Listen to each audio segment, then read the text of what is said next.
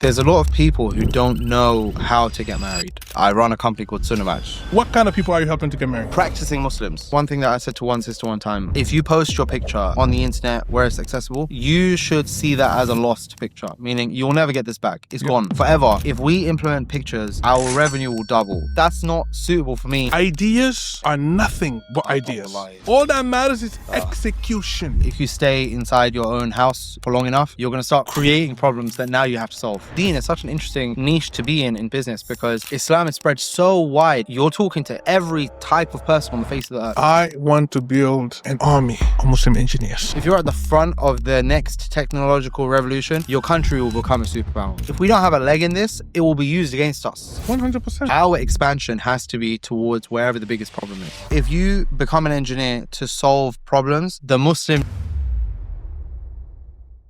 Assalamu alaikum wa rahmatullahi wa barakatuh. Abu Abdullah here. Before we get into the podcast, I'd like to welcome you to the Madinah Project, a podcast dedicated to empowering Muslims with financial independence, locational freedom, and a legacy of righteousness bi-idhnillah azza wa jal. We're here to help and inspire Muslims like you to break into tech, real estate, and entrepreneurship, to build businesses that serve the Ummah. On this podcast, we highlight Muslim entrepreneurs and their businesses, share with you game-changing insights, and give you the tools to transform your life so you can better serve Allah and your community. If you're ready to take that step with us, all I ask of you is to subscribe to the Madinah Project, share to spread the khair, and join us on this journey where we're building stronger Muslim communities, one project at a time. Bismillah, alhamdulillah, wa salatu wa salamu ala rasulillah sallallahu alaihi wasallam. Ya Abbas, marhaban bik. Assalamu alaikum. Welcome to the Madinah Project. Okay, amazing. Pleasure. It's not. You know what? Let's do that again. How about just go again? Just keep going, bro. Okay, sure. You know, this is your mine. Podcast. The pleasure is all mine. I promise. Alhamdulillah. Yeah. When Sufyan told me, "Do you want to be on the show?" I was like, "Yes." A long time.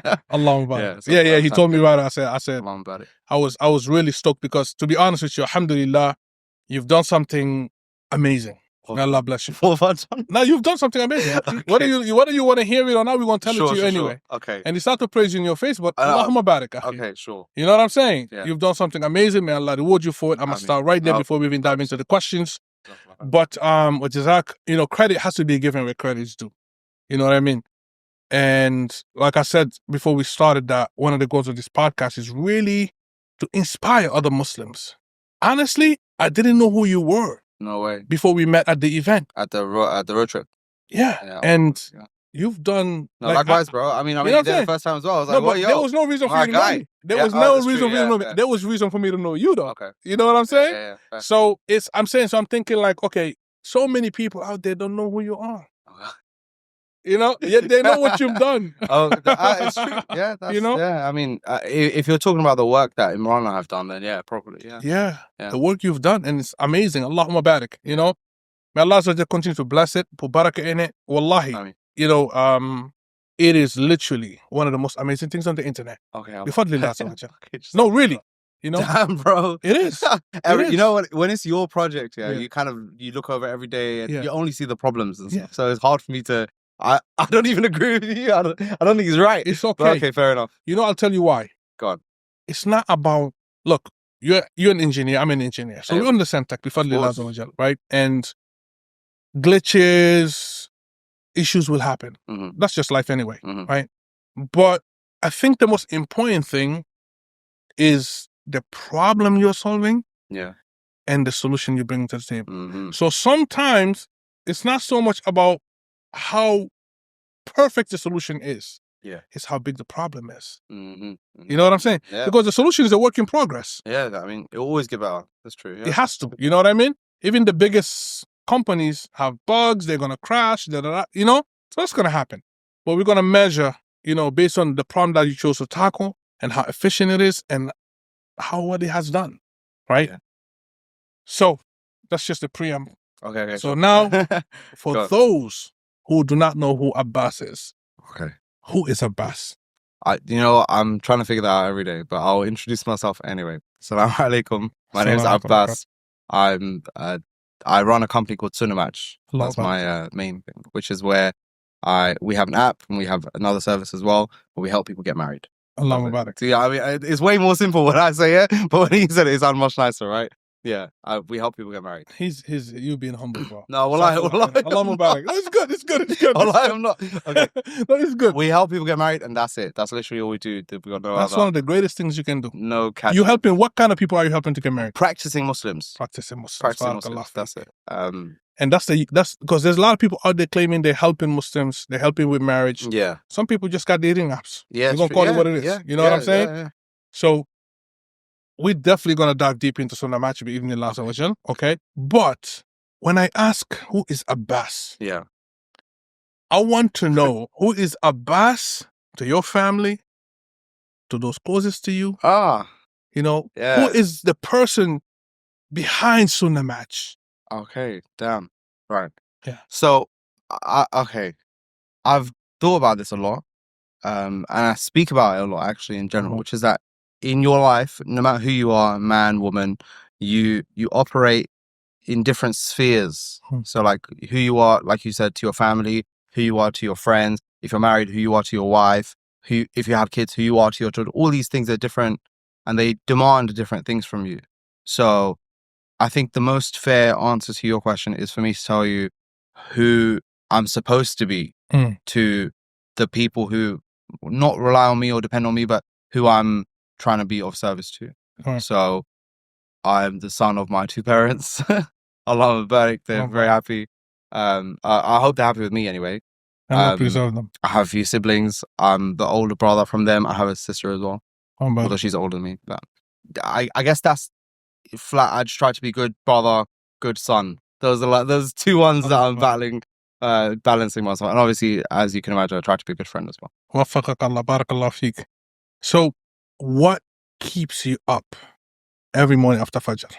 Damn, that's a good question, bro. Yo, did you prepare for this? So many things, bro. So many things. But I mean, really, it's just the work that I have to do. So. Everything that I'm doing on a day-to-day basis is all surrounding just work. I've got this problem to solve or this issue to deal with. Qadarullah, I was actually talking to one brother in Medina, right? And he's a business owner and father and husband, student at the Jamia as well. So we were talking and stuff, and he was like, I don't know what to do.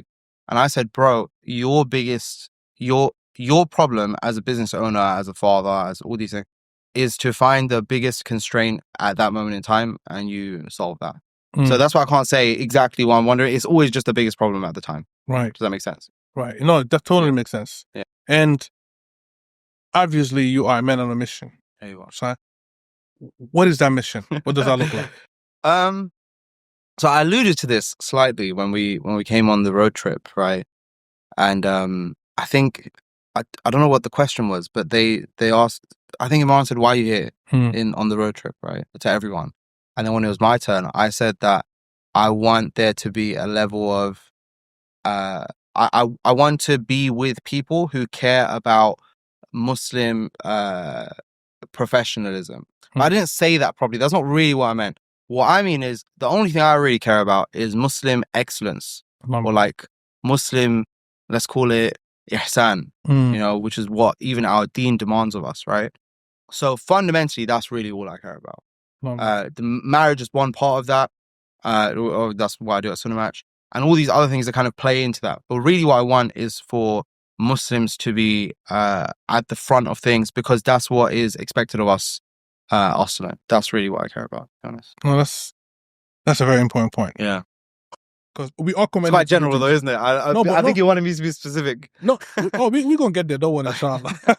Sure. Well, no, I love, you know, the highlight of excellence. Yeah. We are commended to do everything with excellence. Yeah. And when you do things with excellence, there's nothing there but success, bi'idhnillah, right? Fi dunya wal akhirah, bi'idhnillah.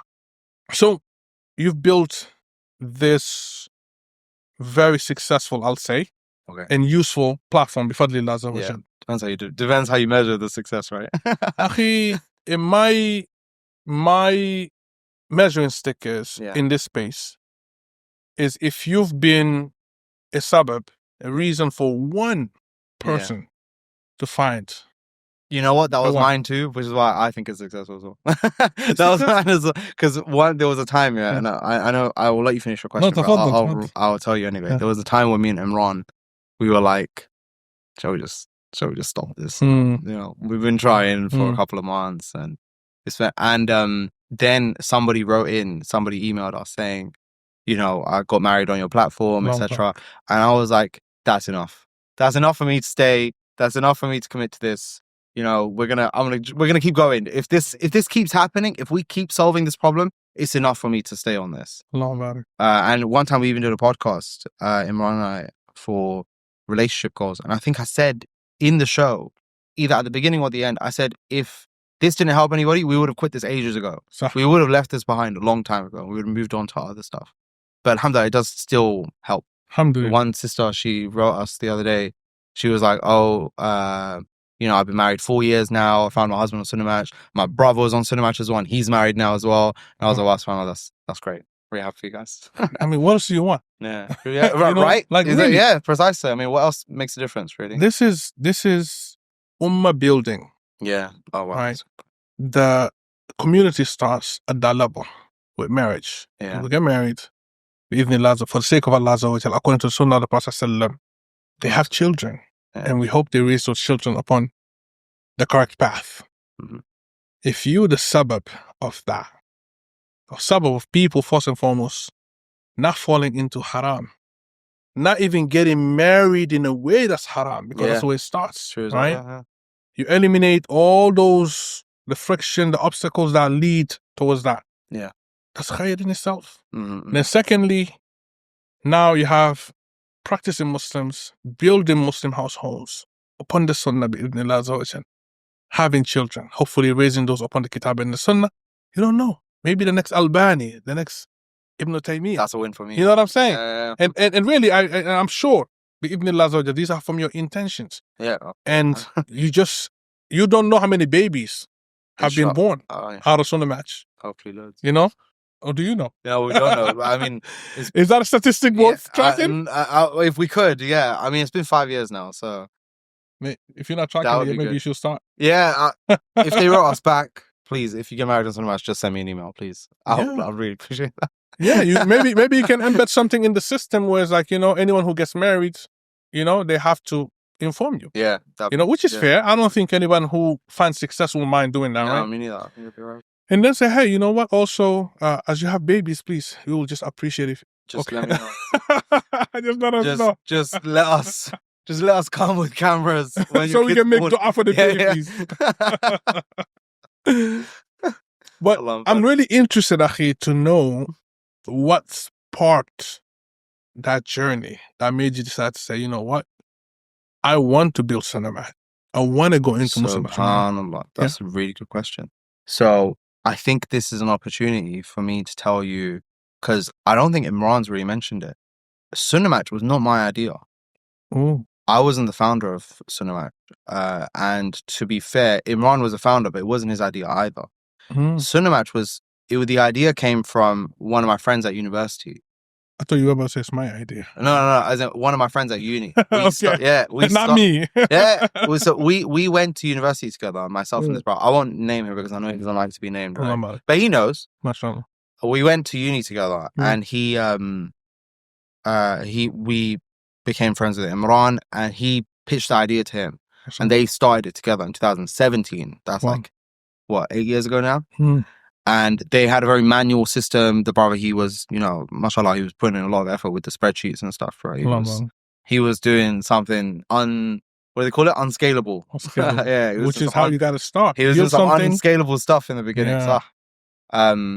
And they would take batches of people. So they would take a batch, try and get these people married, and then close it, and then open it again, take another batch and close it as well. And they did that for a few years. And then Imran called me in 2020, and he was like, or maybe 2019-ish, and he was like, listen, do you want to join SunnahMatch so we can, because he knew I was an engineer at the time. So he was like, do you want to join SunnahMatch? You can build the app and we can go from there. And I was like, sure.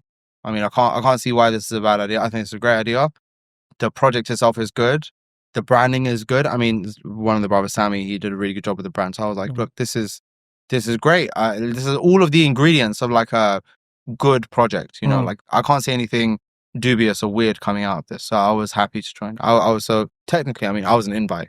I got brought into the party. You know what I mean? I didn't start the party. Sometimes that's not how it goes. Yeah, sometimes, yeah, exactly. Alhamdulillah. Yeah, so. MashaAllah, that's definitely that took a... It took a turn, right? Took a turn, I didn't expect that. I expected to say it was at the most Imran's idea, but you know, if it was No. So basically this brother, we were at uni together, he was trying to get married while we were at university. And he was like, look, there are solutions, like halfway solutions that already exist. I can't even remember some of the names back then, but there were things.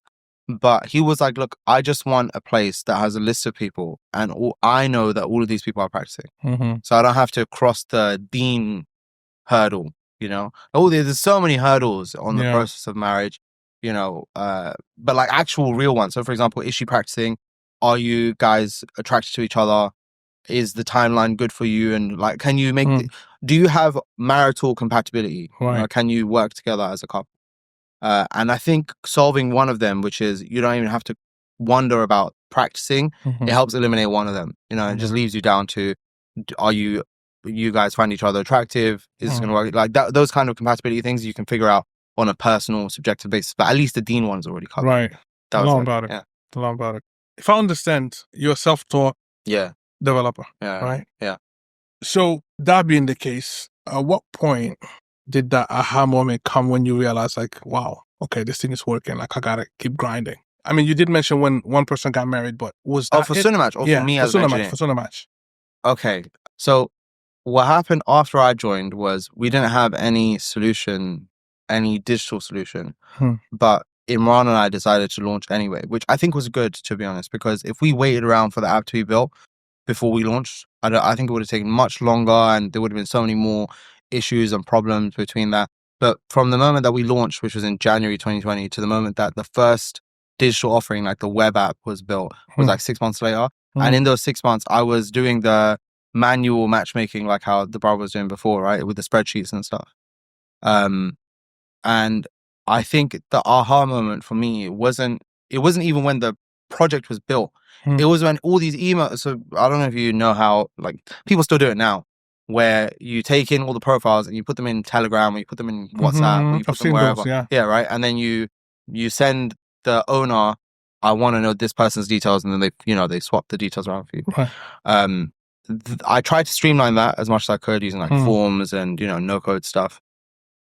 And that was when I knew this was going to bang. I knew this is inshallah, this is going to be very successful, because if you like, I'm sure you've seen the graph, right? The early adopter, late adopter, early laggards, and stuff like that. If the early adopters are ready to read through text-based profiles and copy and paste timestamps or whatever and send them to me and then wait for me to respond to you, if you guys are ready to do that, I can only imagine what the late adopters are going to be ready for. Do you see what I mean? Like, and there's a large enough number of these people where we can actually grow the business.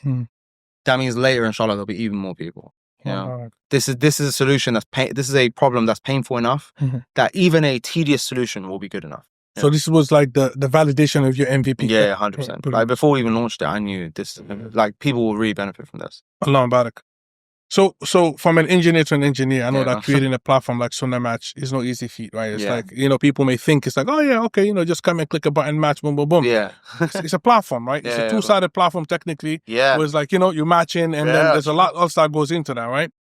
So for you, what were the most technical challenges you had to face, and how did you overcome those? So SunnahMatch was my first complete project. Wow. So I'd done front end stuff and I did some back end stuff, but I never did the whole, like, I never actually built something where it's like, I'm responsible for making this whole thing and I'll have to give it to someone else. And they have no technical background whatsoever.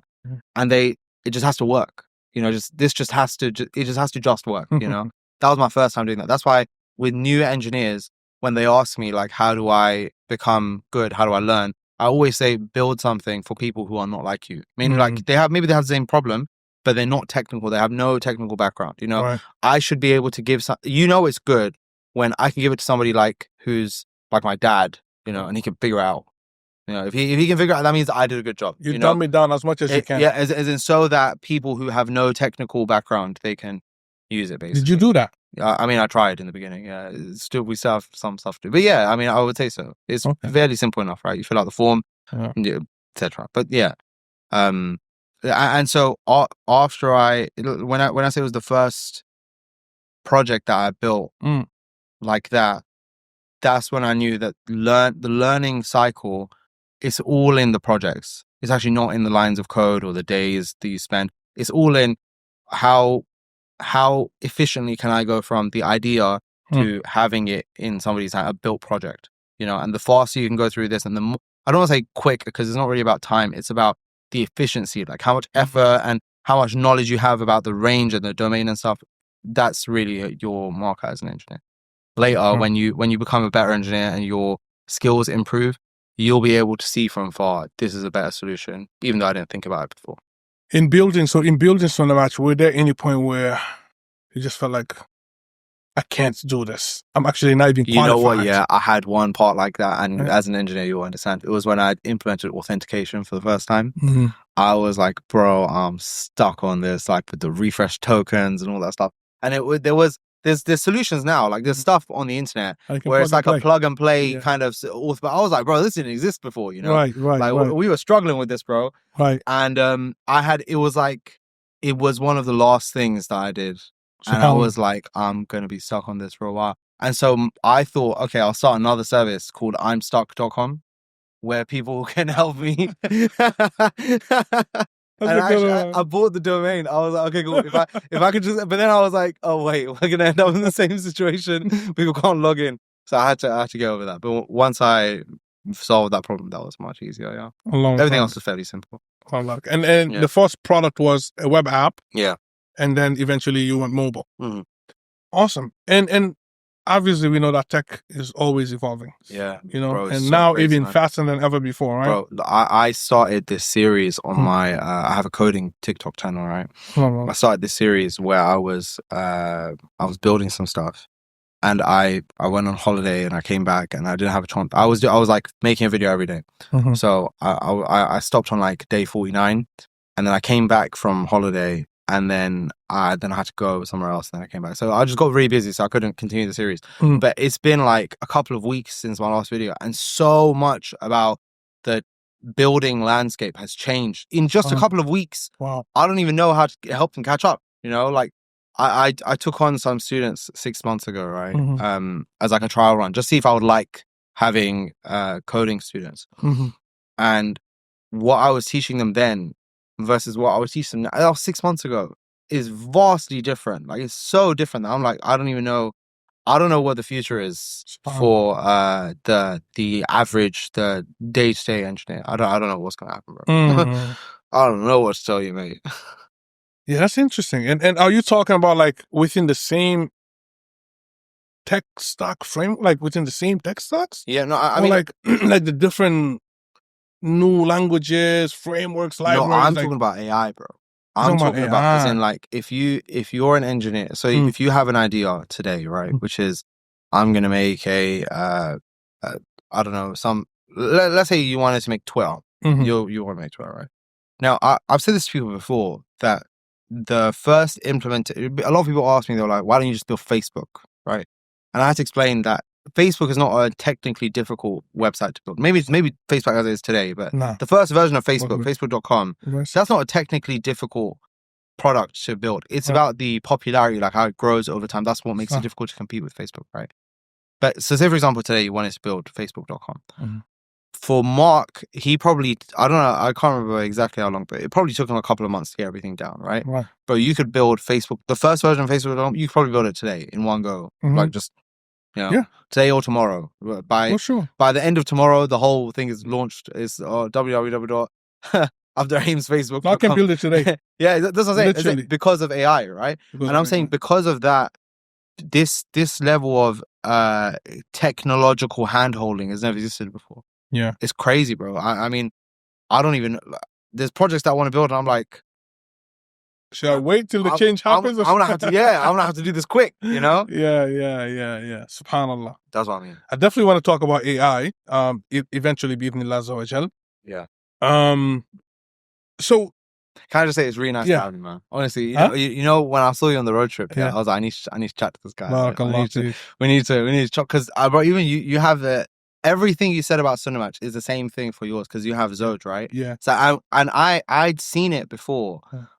I think you were the first guy to do free for sisters. Yeah. That was you. You're the first guy to do that. And Possibly. a lot of people do it now. And I was like, that's a really good model. When I saw that, I was like, that's a really good actually model. built, I think we built our V1 in 2018. Yeah. But unfortunately, like, unlike, yeah, the work you put into it, we didn't put in that work because we were busy with another startup, that we focused so much on. Yeah, right? And we didn't give it its due. Yeah. No, I think...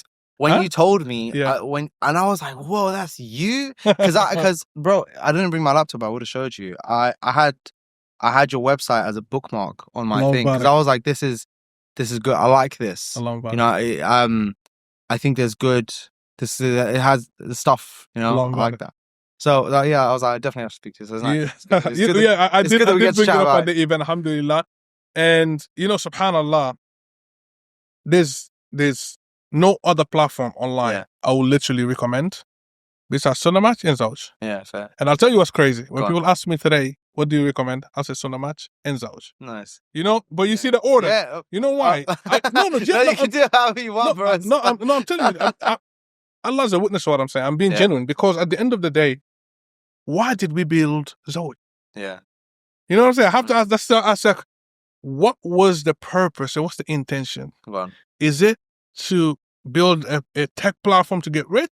Yeah. Or is it to solve a problem that the Muslim community has, facilitate marriage in the best way possible? Yeah, exactly. If the answer is the latter, then do I care really if somebody gets married through SunnahMatch or Zoj and I'm the one who says, hey, get married? Yeah. I'll tell you what's crazy. Right now, in front of your eyes, right now we're making some changes to SunnahMatch. Okay. Not to SunnahMatch. To SunnahMatch, yes. Yeah, we are making some changes to SunnahMatch. Yeah. Well, we're making some changes to Zoj, but unfortunately, because we're so caught up with other things, the changes come it's like drip, right? Wallahi, I told my partner, I said, I want you to do something. I want you to put on Zoj that if you're not able to you didn't find your match here, I want you to go to SunnahMatch. Wow, that's crazy. Wallahi, I told him that. Well, because, and I'm not saying that to praise myself, to put myself, what do I care about? Yeah. I really have to check myself. You know what I'm saying? Yeah. But can I do that with other platforms? I can't. Yeah. Because I don't the blind believe what's happening there. Yeah. I don't approve of what's happening there. You know what I'm trying to say? So anyway, this is not about Zoj. Let's go back. So you guys building this, alhamdulillah, I know you had to take the Islamic values that was like the core, obviously. That has to be like the starting ground. And that's why Imran and the brother were actually doing it the way they're doing it, I'm sure, exactly. Right? So what kind of, challenges did you face in that? Because I know how challenging that is. Like, how do the temptation to do we add this feature? Do we remove that?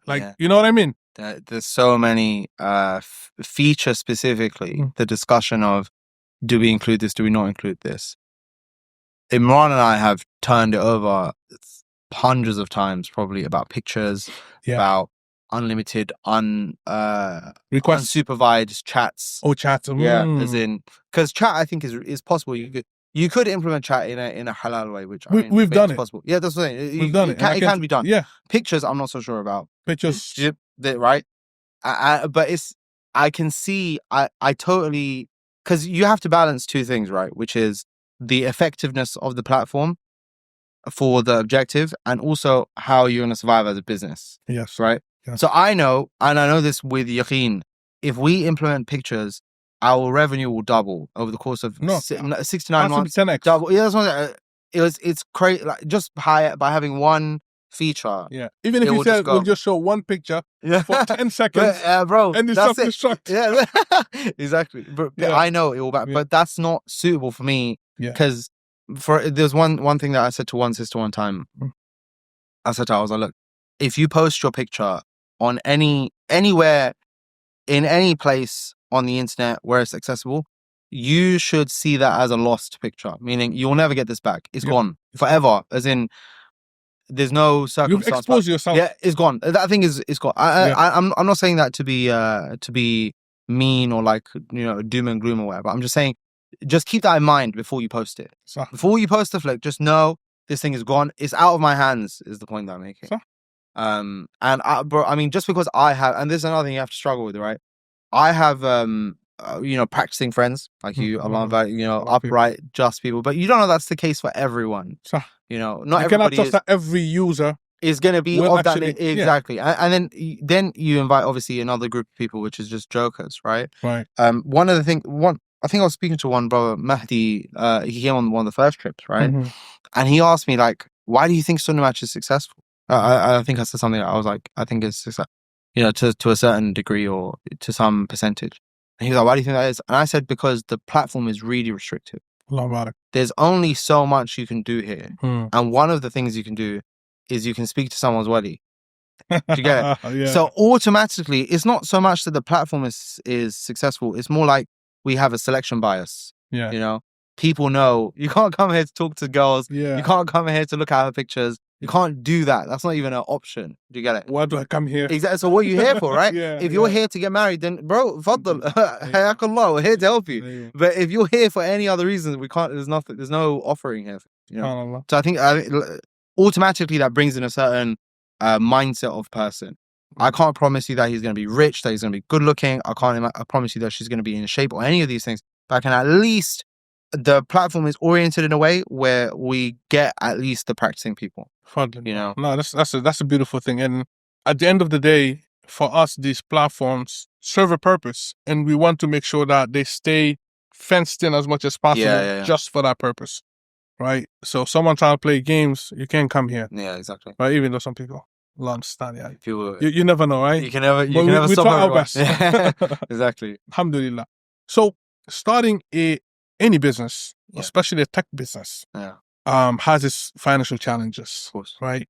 What was the hardest decision that you had to make in regards to SunnahMatch, and how did you navigate any challenges in that sphere, financial wise? Financially, the toughest decision. Okay, first thing first is there's different models or different ways people think about how to manage the finances in their business, right? Mm. So for me, I've been very bearish on hiring. I don't really like hiring. I don't like it. It's funny, we're having this conversation about Muslim entrepreneurship, and part of Muslim entrepreneurship is hiring Muslims into your companies, and you know, you keep the company Muslim run and Muslim owned and all that stuff. Yeah. But I find it very difficult to hire people. I think that's tough. In which areas? In any area, as a whole, but certainly as an engineer.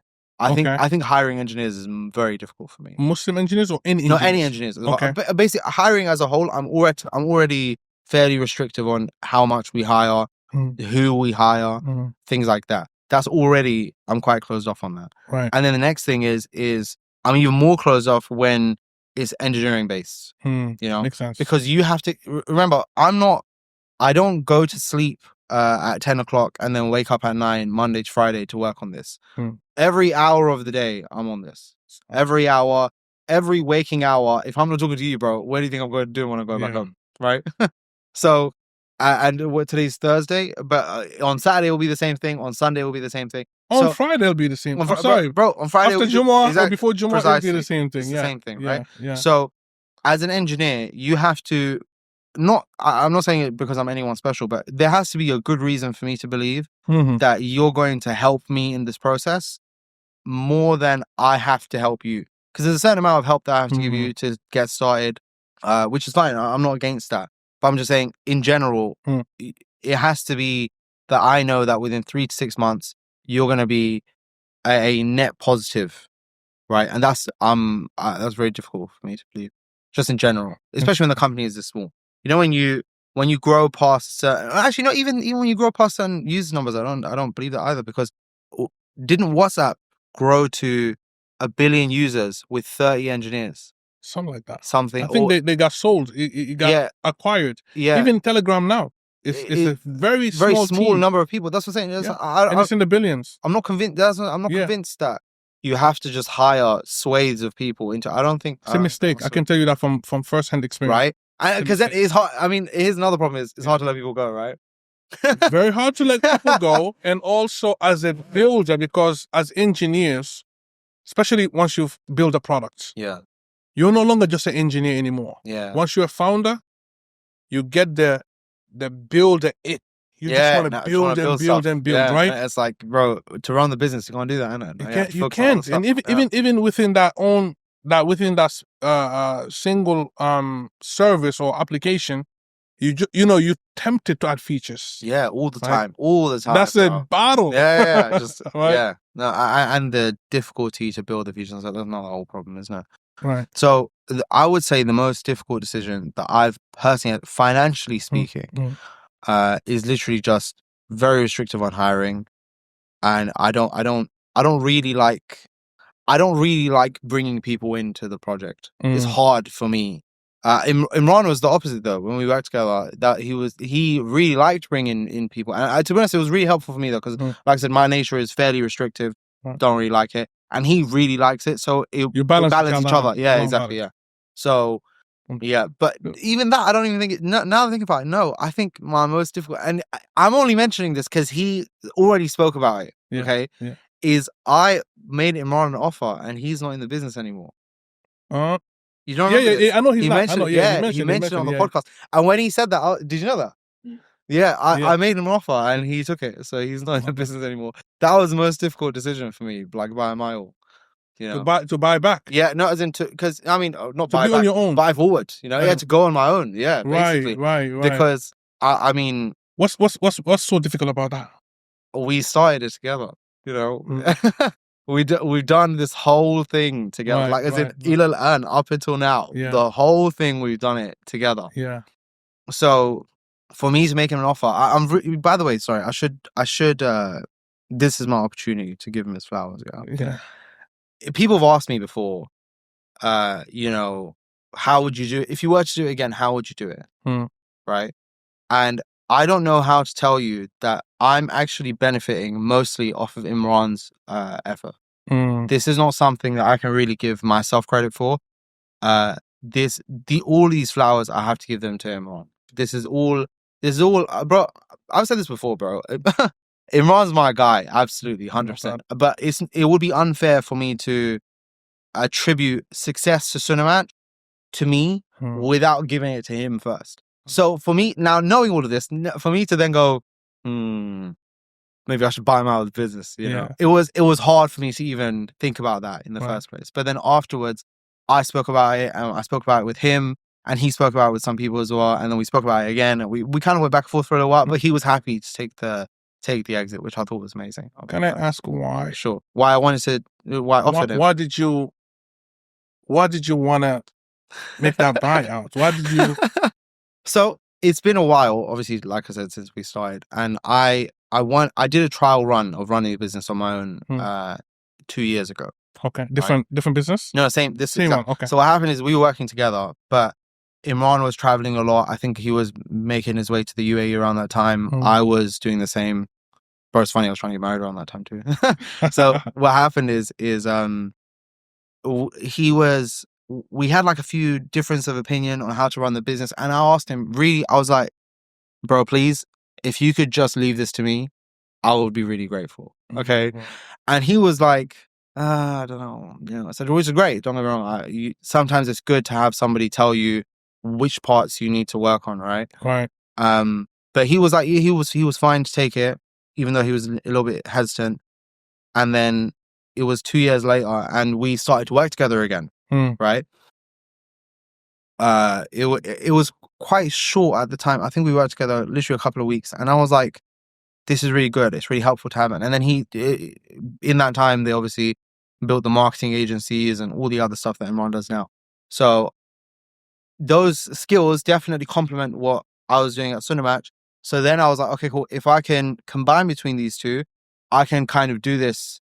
I can continue doing it on my own. So when I made him the offer, it was from the position of this would be beneficial for both of us. You get to focus more on. You can do focus on what you're doing. I'll focus on what I'm doing. and then it's fine. It wasn't like a breakup or a divorce. It was nothing like that. Alhamdulillah. He was happy to take it. Alhamdulillah. It's an exit for him. Yeah, that's what I'm saying. Exactly. Yeah. And nothing wrong with exits. Yeah, right. Yeah, exactly. Yeah. I mean, in the in the entrepreneur handbook, exit is a success, right? It is a there success. Alhamdulillah. Yeah. Whether it is whatever that exit is, IPO or sell off, right? There you go. Yeah.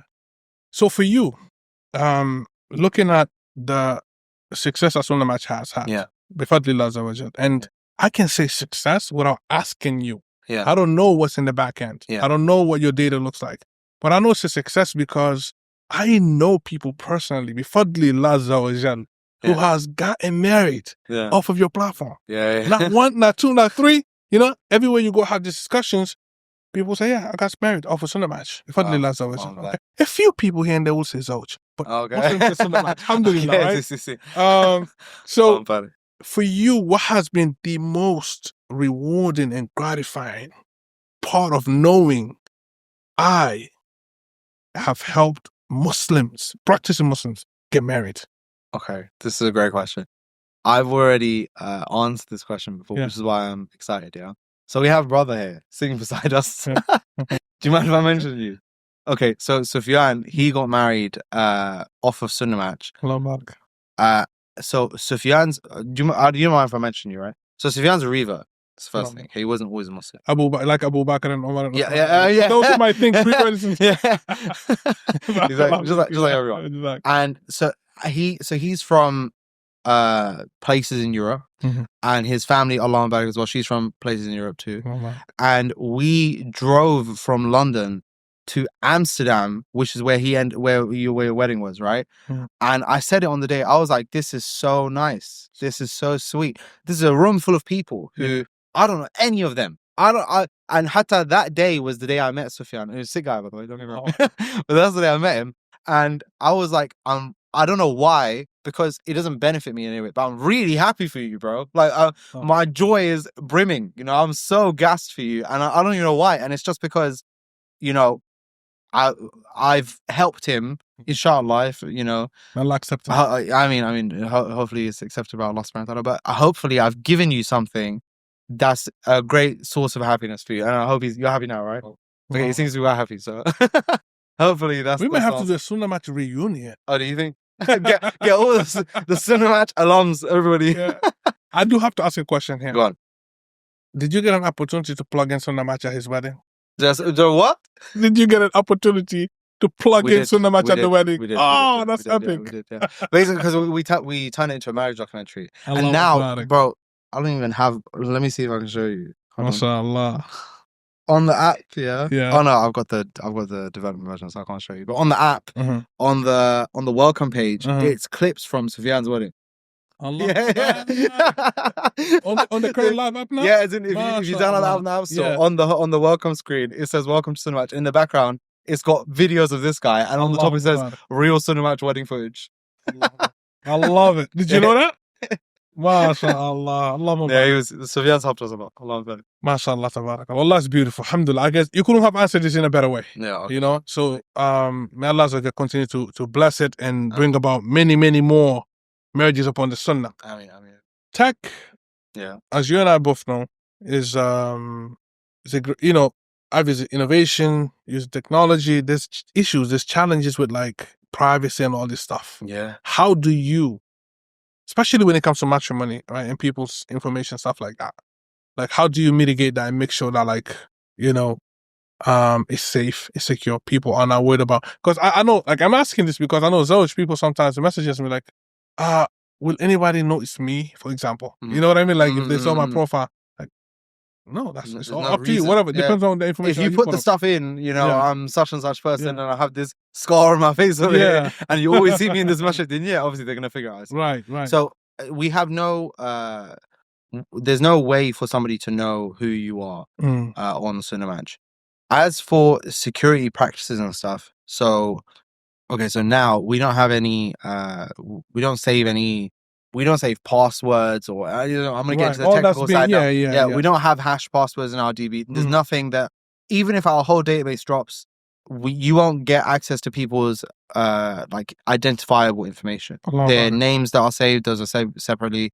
Their date of birth, that's saved separately as well. But everything that's public, that's what's in the database. So whatever you see on the front end is basically whatever's on the back end. Which did pretty much, there's no risk really to the users, Wali lad. And also before we launched, because I knew that this was a big concern. Before we launched the first time, I had this brother. It's funny, I still, to this day, I haven't met him. His name is Muhammad. Yeah. Which I know that helps to narrow down, right? I had him do a code audit with me. So I was like, could you please just help me look up? Because there's going to be, I know I wrote all of this, but there's going to be some part of it that I've forgotten about or overlooked, or maybe I didn't realize. Could you help me? And he was like, bro, it's fine. Don't worry. Just launch it. So I did definitely, first and the dik, right? I did ask. Yep. Alhamdulillah. Allah Mubarak. So next, I want to know. I'm comfortable now. So you're an engineer, yeah? Oh, I'm reeling you in little by little. Trust me. Sure. So you obviously you went into this again as a self-taught engineer, and off the bat, this is the first product that you launched, which made you an entrepreneur now. Yeah. Right. And I've heard it. I've heard some say that the best entrepreneurs actually come from engineering. Right? Oh, do you think? Yeah. Oh, subhanallah. Yeah, some of the best entrepreneurs come from engineering. Got the makings, huh? And the best CEOs. If you look at some of the best CEOs of some of the top companies now today, most of them, maybe over 90% come from technical background, right? But running a business is running a business. Sorry. Business 101 applies across the board for everybody, right? And you're going to go through the ups and downs, right? So what would you say was the toughest moment that you had to deal with in this whole journey of building SunnahMatch? And how did you overcome that? Maybe it was none. No, I can't think of any like huge. Do you mean from a technical standpoint, or do you mean from a business standpoint? Both. Okay. I think the business side is normally where you get the biggest issues anyway. Yeah, like, it's not so the technical side. That's where we're going to come from. Yeah. So, basically, to be a successful entrepreneur, the way I see it anyway, is that I have to be good at not just the fulfillment, but also, which is basically now you can call it sales and marketing, right? All of my skills are on the product side. I know how to build a product. I even know how to talk to people as well, so I can make sure the product is good and it solves a problem. That I can definitely do. Sales marketing is something I didn't even know about when I stepped out of the cave of software engineering. You realize, wait, hold on. There's more to this business thing than just writing the code. Build it, that's it. Yeah. So that was like the biggest hurdle for me, to be honest. And I think learning about sales and marketing, that was the point you're making, right? When you were like, the business 101, it applies across the board to every business, right? That's something that I didn't even know how to approach that, how to, because I didn't, when it's something that you don't know, you don't even know how to ask about it, right? So all I wanted to know was, how do I get people to find out about this? And also, how do I convince them that this is a good solution, right? And these two questions, they have names, like I said, sales and marketing, right? And when I didn't know that, and then I had to read various books about it. So there's a good book. You overcame it by reading a book. Yeah. But and now I would say the platform, the way in which you learn about this stuff is more so solving one problem at a time. So when a problem approaches, which is we don't have enough people coming. Another thing is tracking your metrics, right? So if your thing is, my product is good and the people who are already in it, they like it, but we don't have enough people who even know about it in the first place, then it's like, okay, cool. Now I have to find a way to spread the word, right? And people think, there was one, I literally just had an example about this the other day. There was one person who messaged me. So when your number, when you become an engineer, your number just flies around places. People just pass your number to different people. Talk to this guy, he'll build you an app, whatever. So somebody spoke to me, and I was like, I don't really do client work anymore, but I know I'm sure I've got someone who can help you, but this is how much they're going to charge, right? And then they were like, oh, it's a lot of money. And I was like, yeah, but do you have a marketing plan? They were like, no, we're going to do billboards, right? And I was like, so you don't know about marketing either, right? As in, I'll give you somebody else who will help you with that too, right? That's another whole problem. Right. And that's how it was for me as well in the beginning. I was like, bro, I want to be on the... Have you been to London? Never. You never been? Oh, bro, God, Allah, that's really funny. Alhamdulillah. Yeah, okay, you're fair. But on the underground, there's in London we have the trains. The tube, huh? Yeah, it's just like the subway. Subway, but it's much cleaner than the subway. Okay. Yeah, but they have the the signs inside the tube. Yeah. Right? So my thing was, I want to be on the signs on the tube because obviously thousands of people see these things every day, right? And then later I was like, that's a terrible idea. Not to be deep, but that's a horrible idea, you know? Perhaps we should go a different pathway. Yeah. This one, you know? There's a reason you keep seeing different companies on there. For sure. But that's it, we'll be staying. Yeah, yeah, exactly. Right. Well, and so we had a few brothers join the team. In fact, it was Imran who brought them, a couple other people who we were doing promotions with them, or we were getting them to speak to influencers or run ads or whatever and stuff like that. And slowly, piece by piece, you eventually learn, okay, this is what I need to do for marketing. This is what I need to do for sales. And like, for example, I'm working with Sufyan right now for our marketing. Shout out my guy over there. You got a good guy. Yeah, well, honestly. Tayyib. So looking ahead, go on. What's the next big goal for SunnahMatch? Wow, it's a good question, you know. So really what I want to do is this is not really a SunnahMatch question. This isn't a SunnahMatch specific problem, but there's another problem outside of SunnahMatch that is within the Muslim world of marriage, right? Which is, there's a lot of people who don't know how to get married. Do you understand? Yeah.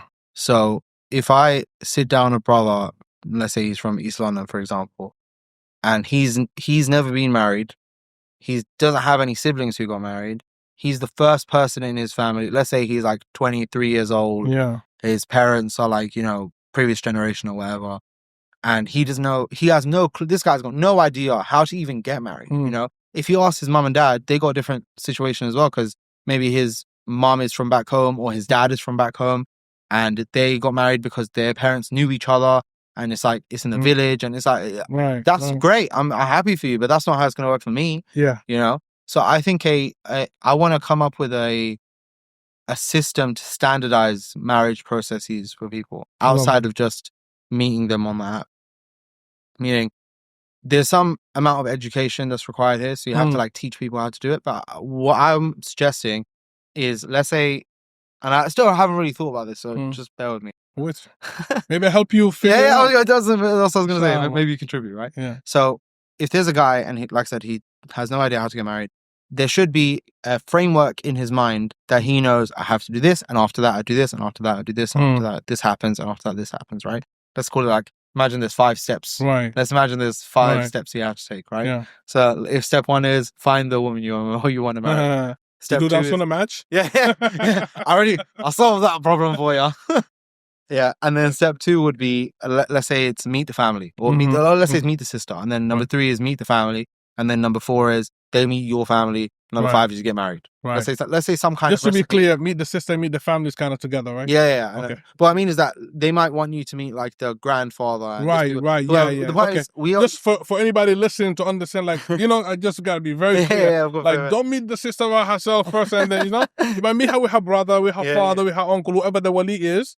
Right, maybe on a group call, on a, you know, whatever it might be, and then if you both pleased with each other, they say, okay, now you got to meet the larger family, which is what you mean by number 3, right? Yeah, that's what. Because they will invite you, to meet like I said, various people, right? You know, this. Right. Let's say the girl's, her name is, I don't know, Aisha. So this is the guy who's the suitor. You know, she's trying to marry our Aisha. You're gonna have to meet him. You have to meet him, and you know, that kind of stuff. Right. But a lot of people, in these processes, there's a lot of stuff that gets dragged out according to culture.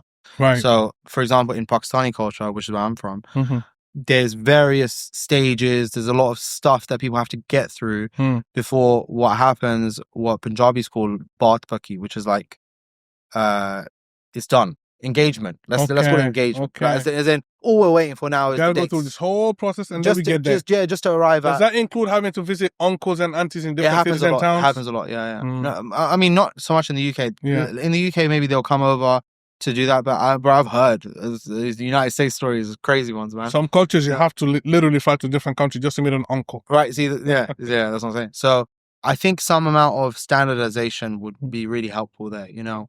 So is that the standardization? Will that apply not only to the brothers and sisters, but to the families? Yeah, as in to let them know this is how I want to do it. Do you get it? Because there are families as well who are they're not fussed about how it takes place. They just want to make sure they've done all of the right things, right? Gotcha. And it's like they haven't really thought about it either. Like, for example, one of the things we do at SunnahMatch now, is we do personal matchmaking. Halal Marriage. Through the app or no, outside of that? Yeah, outside of that. Halal Marriage. So like we'll have people sign up, and I'm trying to be a part of this. I want to do that. What do they call that? Matchmaker. A matchmaker. Yeah, I want to do the connection by hand now, right? I did it you're going back to the original. The first one, yeah. Right. So, but it's funny you say it like that. So what I'm saying is that you'll have people who come onto our service, right? Mm-hmm. And they, for example, there's a sister, and she's a bit older. She's like in her late 20s, for example. And after speaking to the sister, my team knows, or I know, that the reason she's unmarried is because her family doesn't know how to do it. They don't know the process. They haven't really thought about it. They haven't really planned anything for that. And I'm saying we get to save that problem, which is that it will be you're giving this girl, or if it's a guy, this guy, years of trouble because you haven't thought about it. That's one solution, probably. And another one is that it at least gives people clarity about what they have to think about, as in, if you decide to delay this, if you decide to put this off, at least you know why you're delaying it or what you're going to be delaying. You know, it's not just the process of me getting married, all that stuff. You're not thinking about it. More so, what I'm doing today and what I'm going to be doing when I decide now I want to get married. I think for people who are like, let's call it attractive. I don't mean as in they're good looking, but I mean they're attractive prospects, right? In the marriage scene, it's really easy for them because they get to say, "I want to get married now," and then all of these people will line up for them, and then the process will naturally work itself out. But for all of the rest of us normal average people, we have to find it. We have to make processes to make this, speed up the process. So, and that problem that I mentioned is not so much even just a Pakistani issue. There's some Bengali guys I've spoken to; they have the same problem. There's some Somali guys I've spoken to; they have the same issue as well. And it's like it would be easier for all of us if we just all agree on the same terms before we start this engagement. I imagine that's going to be very challenging. But again, it's good to take on challenging, matters, right? So, I have a question, but I want to throw something in here. So one of the things that we thought about for Zawj, right, is the issue of people not knowing. So same thing you're saying, just the educational component, not so much standardizing. So I'm wondering if at SunnahMatch, do you think it will be useful, like as a maybe at least at a starting point, for you to start, introducing educational content? You know what I'm saying? Yeah. Like before, so the standardization is not like, okay, hey, we're all going to agree on this, but it's like, okay, you know what? You join the platform. One of the things that we're going to give you access to is this educational, maybe bite-sized educational videos or stuff for you to teach you about, like, okay, hey, by the way, just like Umrah, you want to make Umrah, right? You're going to get, like, let's say a PDF or whatever that may be in bite-size to teach you, okay, this is what you got to do for a second, third. So do you think maybe something like that would be useful? Yeah. No, Imran, I spoke about this actually a couple of months ago, and we'll definitely do it. Because the implementation is one thing, but if you don't know how to implement, you're not going to. Exactly. You have to know this is what I'm doing. So 100%, we'll definitely do an educational part to that. And I heard about like places like I think Indonesia, if I'm not mistaken, where like they have Malaysia, with the requirement that you have to take a certain specific course. You have to do the test, bro. Which I think, bro, that's sick. We've thought about it, and I'm saying, that's something I think you should apply because, okay, it's not so much a test. It's like, hey, what we thought, right? We said, look, if we have this thing on the platform where we say, if you complete it, it will be added to your profile. You see like that blue tick? It'd be like, we had the tick. Oh, yeah, the tick as well. We had a tick because we used to do profile verification actually, right? Like real verification. Okay. But I'm thinking something like that. It doesn't have to be a tick. It could be anything else, right? Like, this person has been certified, ready for marriage.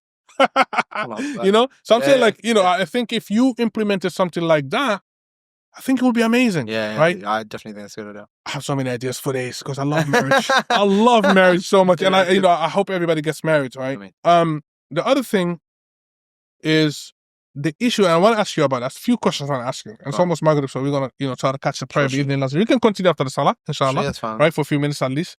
But two things I want to ask you about. One is, how do you ensure or try, because I know it's difficult. I'm asking because I know both sides, right? How do you, to the best of your ability, ensure that sisters specifically are providing the walis information? Okay, this is, bro. So Take a drink. let me get ready for this one. So this is way more difficult than it seems, right? Yeah. But the reason it's hard is not because sisters are clever or sly or crafty. That's not at all the reason.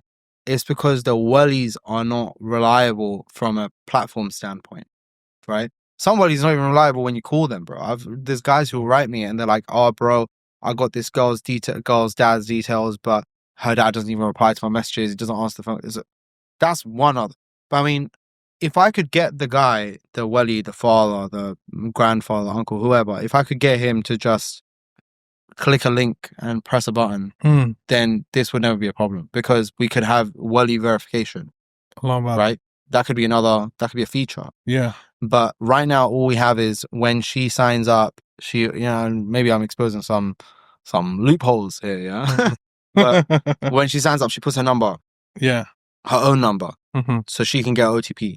Okay. Right? So she can verify. And then when she puts down the wali's number, it has to be different to her number.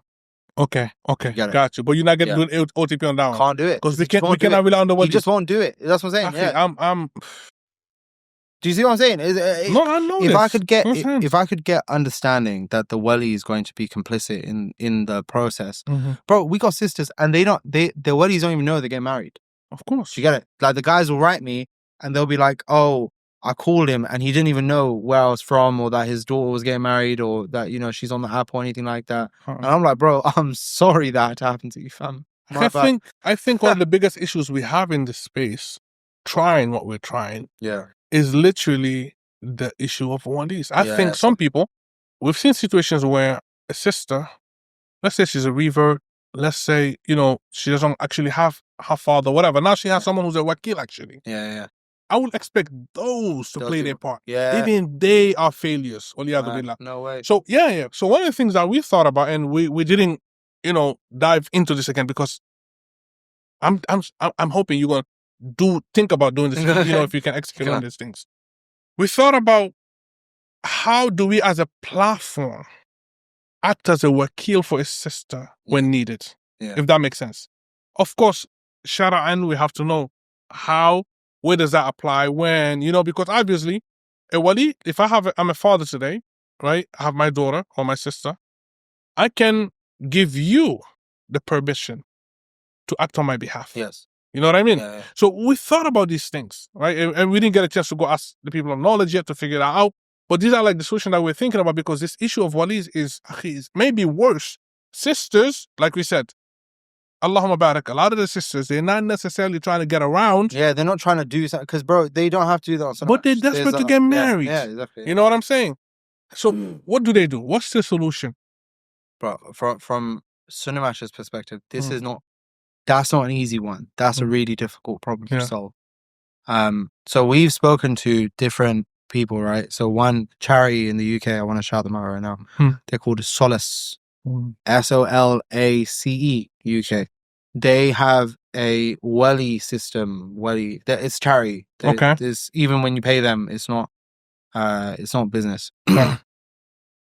Where they have like some wali system, and they'll try to match the sister up with some one of the guys they got there who's going to be the imam for her, and it's a whole system. It's not like it's nothing weird going on. It's a very established charity. So we tried to partner with them, and it was difficult procedure for us, because I know that this problem is so wide, and this charity's resources are fairly slim. So if we have, for example, 100 sisters, I could send an email today, and I know over 100 people are going to write me back saying, I'm in this situation, I need a wali. I'm in this situation, I need a wali. I need this. I'm in this. And then there's even sisters who, they don't know that their situation is not, it doesn't meet the threshold for your dad to lose his wilayah. Do you understand? But they're like, oh, my dad won't let me marry this guy from the masjid, so I spoke to the imam and we could take his wilayah. It's a bit complicated, you know. Very complicated. So I don't want to take this charity whose resources are fairly slim and then subject them to all of this longness. We would have to come up with some kind of system for that. Right, and I think something like that will have to apply only to sisters who actually don't have one. Yeah, exactly. If you have your father, your grandfather, your brother, your uncles and stuff like that, you don't apply here unless in rare extreme cases where, you know, people of knowledge have looked at the matter and said, somebody external to the situation has to say, okay, you know what, in this situation, blah, blah, blah. And I had to, for example, I won't say who he is because maybe he won't want me to mention the story. But one of the asatidha, I'm not going to say who, he took one father's wilayah one time, but he didn't do it by talking to the sister on the phone and saying, yeah, you know what, your dad's not your wali, I'm going to be your wali. You know? It was like, he met the dad, and he met the brother, and he met the uncle, and he met all these people, and he was like, listen, you guys have been really long about this. This girl needs to get married. And if you don't do something bad's going to happen, you know, etc. So, but the point I'm making is that whole process of dealing with the wali and this is a big responsibility, bro. This is what I'm saying. For us at SunnahMatch to solve this problem, it would be there'd be a lot more processes involved, as opposed to just, you know, having this question actually has been present since the beginning. In the beginning, you know, may Allah bless him, we had Ustad Muawiyah Taka, you know. Muawiyah Taka. Yeah. I mean, we haven't met in person, but we text sometimes. Yeah, he's great. So he helped us source some walis in the beginning. And we would just send the sisters his contact details, and he had to tell us, he was like, listen, there's the situation that he had going on and the team that he had for that, he was like, listen, we can't do this anymore, it's too much.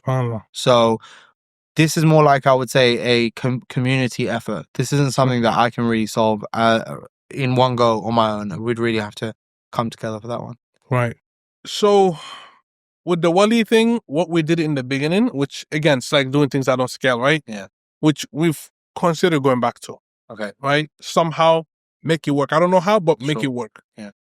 In the beginning, when we started, we literally had to jump on calls with brothers. You sign up for Zawj, we're going to do a 5-minute call. Who are you? Yeah. Are you legit? Yeah. You know?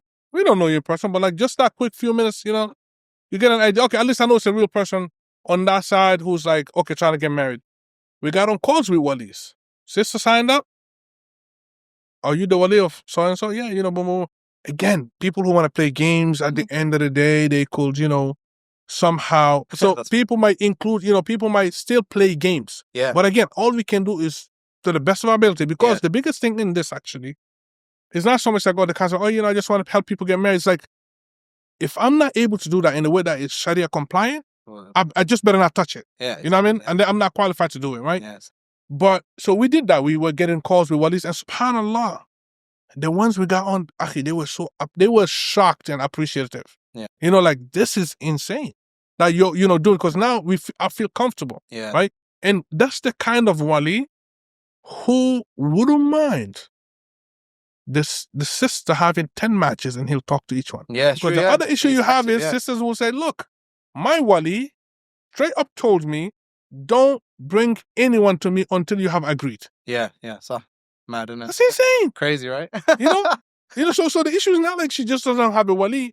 The wali is saying, because of his misunderstanding, don't bring anyone, don't give anyone my number until you and him have come to the last point where you agreed. All I got to do is just talk to him and vet him, boom, boom, boom. Like, that's insane. So that's why, like, we've been rethinking, like, okay, should we go back to the model where, because look, there's a business aspect of it, bila shak wala raib, and people have to understand. I think people who are logical understand, but at the same time, for us, we're thinking like, okay, look, and maybe we're in a position of privilege to do that because we're doing something else, right? We're like, okay, you know what? It's not a numbers game. We don't really care about the numbers, and really, I think we've stuck to that. Like, we don't care how many people do this. We don't care if it's only 10 active profiles at all times. Yeah, you know, but these are married though. These are people who want to get married, you know, and they're genuine and they're trying. So this is why we're thinking, like, let's go back, you know, let's start verifying. You can get on the platform, but just like we used to give you that tick in the beginning, you'll know who's been vetted and verified. So if you're a brother who's serious about marriage, you'll see who's got the tick. Sister, you'll know this is a verified brother. Yeah. You know what I mean? Like so many ideas, but again, it's very hard to scale that, especially without funding behind it.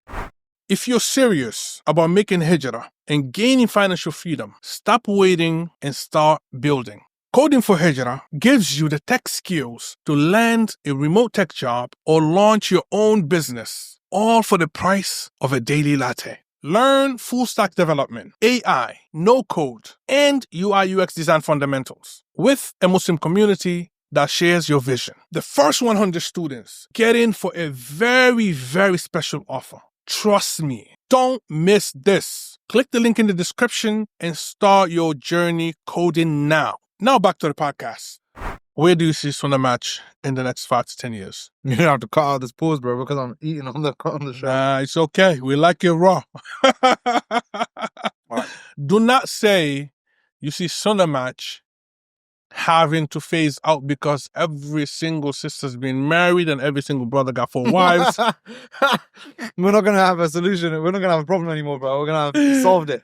Inshallah. No. No, they're all gonna have babies and now we gotta write like, Yeah. you know. No, I think that one of the benefits of SunnahMatch or something marriage related is that there's always new people. Marriage is something that everybody has to face, right? Yeah. So, alhamdulillah, we have that. But in the long run, I don't want SunnahMatch to be seen as something that's for like the 1% of people who are extremely practicing. I want it to be for any practicing Muslim. Do you get it? Even if you are not where you want to be, because you know when you start practicing you realize just how far away you want to be from the ideal, how far away you are from where you want to be, which is the ideal Muslim, right? Yeah. And but the feeling of I'm not good enough to go on SunnahMatch, not like good enough as in intrinsically, I mean like I'm not practicing enough to be on SunnahMatch. That's quite present right now. I don't like that. What I want is I want SunnahMatch to be an effective marriage platform. You get it? Right. That's probably what I care about most in terms of what SunnahMatch is. In how effective is it?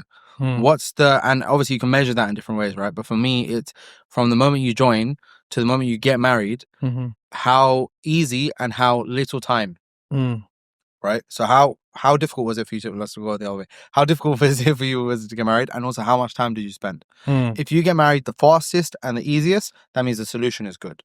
Do you get it? Okay, that automatically leads me to like at least 3 different questions. Okay. So the first one is, how do you ensure that you achieve this vision that you have, that it's not just seen as for these, 1% or whatever, right? Yeah. But at the same time, without compromising this quality the platform is known for. Yeah. How do you balance those two? So that was the same question was asked in a different way, right? A few years ago, which is somebody said, why do you call it SunnahMatch when you have people on there that are Barelvi, you have people on there that are Shia, you have people on there who are Sufi, because we have those as options, right? And my answer is, at least you know. Yeah. Do you get it? You know. I'm not saying I'm not telling you this only Salafis, it's only Sunnis, it's only X, Y, and Z, but at least you know about them. Right. So now you can decide. If it's not for you, then it's not for you, sir. So it's a similar sort of answer to that as well, which is that as long as it's visible, it's clear, it's known that this person isn't as practicing as you or isn't as practicing as what you were looking for, right? Then at least that way, it doesn't create a new problem. Right. Do you get it? We've solved one problem, which is that people on here are practicing, but it doesn't, just because what I'm trying to do is make it more for the normal practicing Muslim, not just the really practicing masjid goers, the guy, in the UK, you've never been, but I'll tell you anyway. In the UK, we have like different types of people who are practicing, right? Okay. And you have like the people who are really, really practicing, I don't know how they are perceived, but the kind of stuff that they'll do is, they change the way they dress, they change the way they speak. I've caught in the past, we did a different show about them where I said that those people are like stormtroopers, right? Have you seen, Star Wars, the stormtrooper? They all wear the same outfit, they have the same, they have the same helmet, same everything, right? And my thing is that those people are just, they're trying to fit in. There's like they're turning internal into something external. Right. And that's a different conversation about their iman and, you know, stuff like that. But that's not really what I'm talking about. What I mean is those people are seen as really, really practicing. Right. Whereas if you just started to pray, or if you just started to fast in Ramadan or whatever it is, you see yourself as practicing, but you don't see yourself like those guys, right? You feel like you're below. Yeah, exactly. Right. So what I'm saying is that if you are practicing, meaning you, obviously now we have to figure out what we mean by practicing, right? But what I mean is that if you do what is required of you as a Muslim and you care about your iman, you have some kind of taqwa, I think SunnahMatch should still be a platform for you as well. Right. Barakallah feek. Yeah. I do want to get a bit controversial. SunnahMatch. Yeah. Do we allow other people who don't even ascribe to the Sunnah on the platform because of what you said? Yeah. Like, hey, you know what? We let them show who they are, so you know who they are, so you know to stay away if it's not for you, right? Yeah. Or is it that we say, you know what? Once we know, for example, you fit in a certain bucket, we're just gonna X you out anyway. And I'm saying this because we had these conversations for Zawj, right? Oh, okay. Trust me, same stuff is happening, right? So like, and I'm not saying we found the answer to that. So but I want to know your perspective. So we spoke about this as well, Imran and I, right? And there's different possible solutions to this. Right. I mean, that's if you consider it to be a problem, Aslan, right? If you think this is an issue that we even have people who are not Ahl Sunnah, should we solve that as a problem? And obviously there's various different ways, right? And one of them was we didn't actually consider it, but one of the options out there, technologically is very easy. That's the thing, yeah, shadow ban. They're just shadow ban. They don't know, but their account is not visible, you know? Yeah. That's like I said, really what we're talking about here is, do you determine that to be a problem? Do you think that's an issue? Right. I guess it would be more like from a Shari'i perspective. Yeah. Right?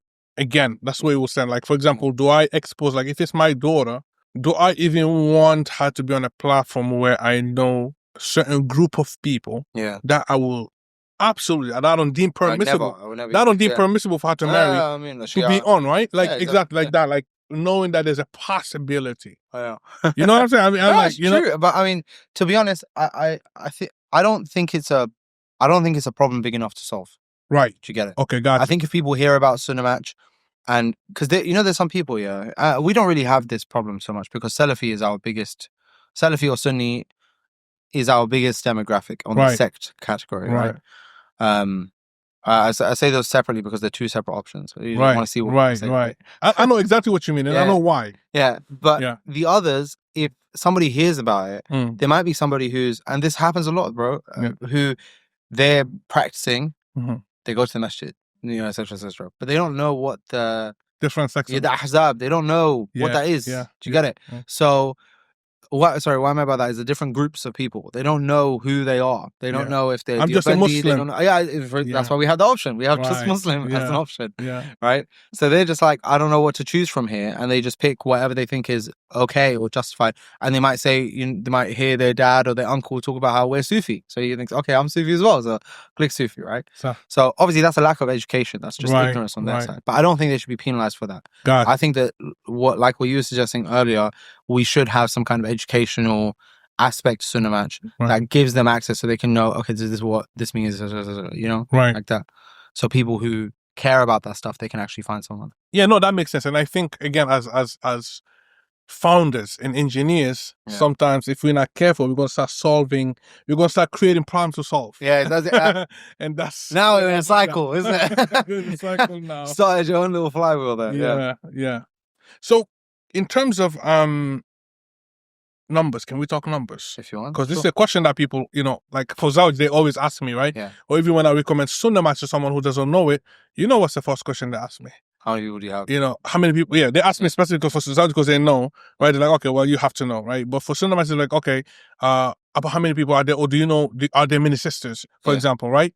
And so in terms of demographic, and I don't want to go in specific numbers, right? Sure. Like, unless you chose to do that, which I'm not asking. Go on.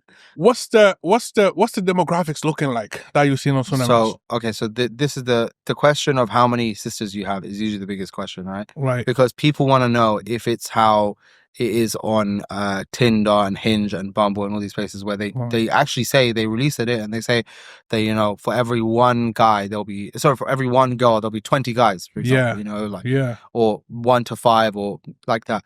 Sunnah actually not like that at all. We're like very close to even. It's about 55% male and 45% female, which is as close to 50-50 as, to be honest, I think we can get. I mean, as far as I'm concerned, I'm really happy with that.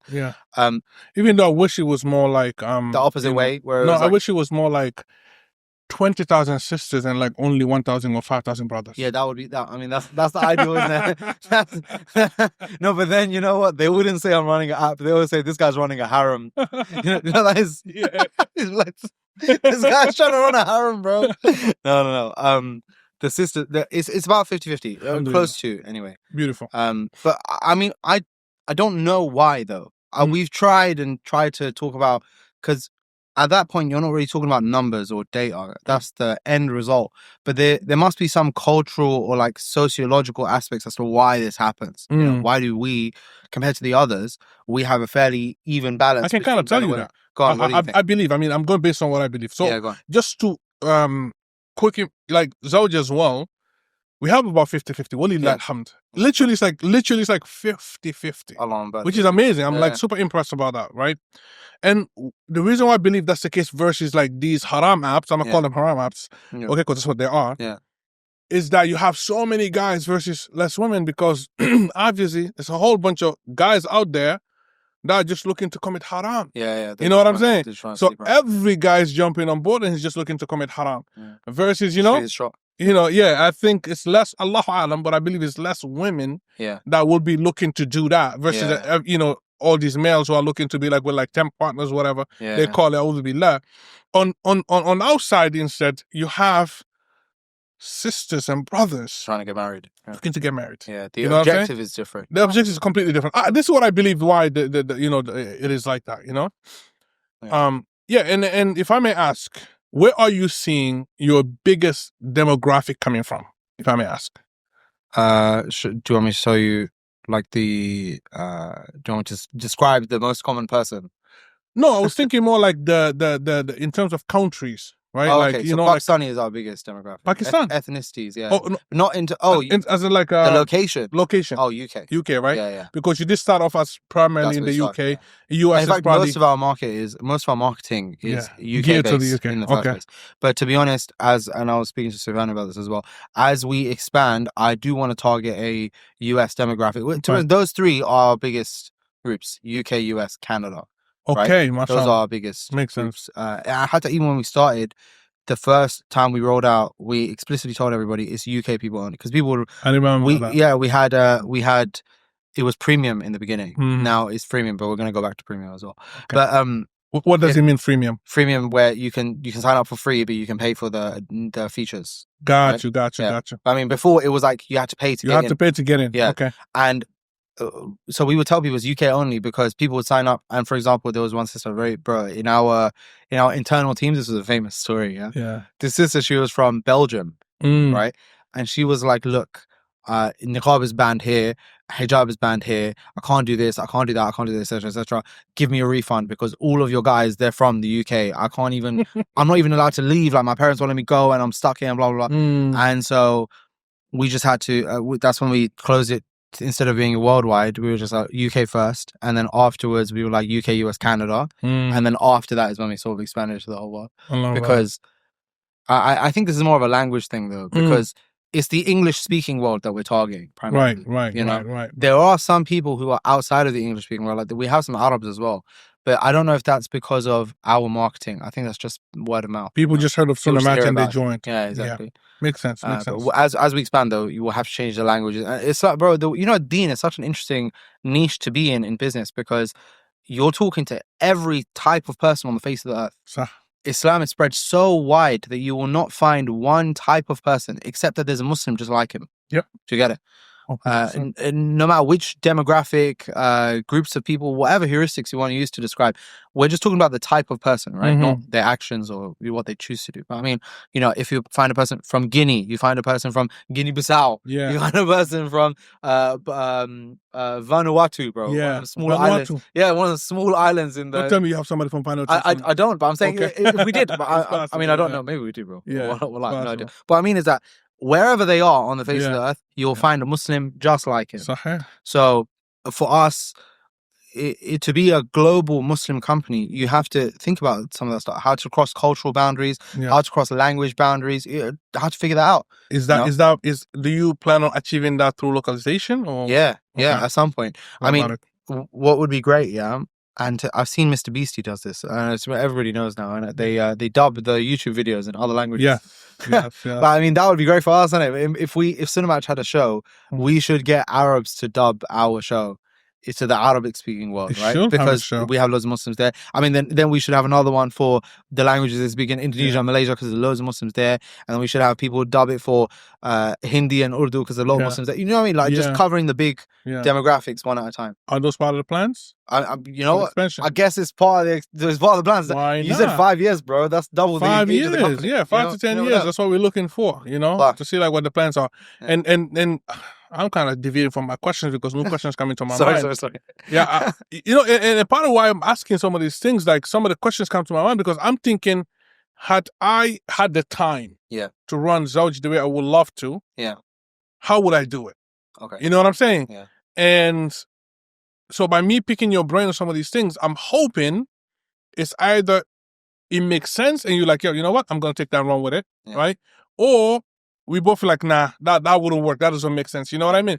But one of the things that just came to my mind is, are there any other verticals that you see SunnahMatch going besides the core interaction that exists now? Amazing. It's a good question. So basically, I spoke to Imran, and we had one other brother on the team. I spoke to him about this at the time. And I basically said that expansion-wise, there's about 20 things a person has to do to go from I don't know, I don't care, to I'm married.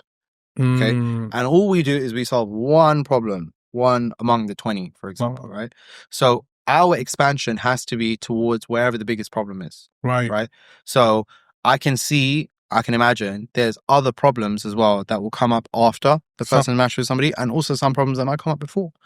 And it's in our interest, SunnahMatch's interest, to tackle these as and when we kind of decide, okay, now this is a big problem, we should deal with that. For example, from a business standpoint, it doesn't make sense for us to end there if we, like, for example, if I know, let's say I had you, Abdurrahim, and I'm like, look, bro, you're going to follow the SunnahMatch method. This is how you're going to get married. This is what we're going to do from here, etc., etc.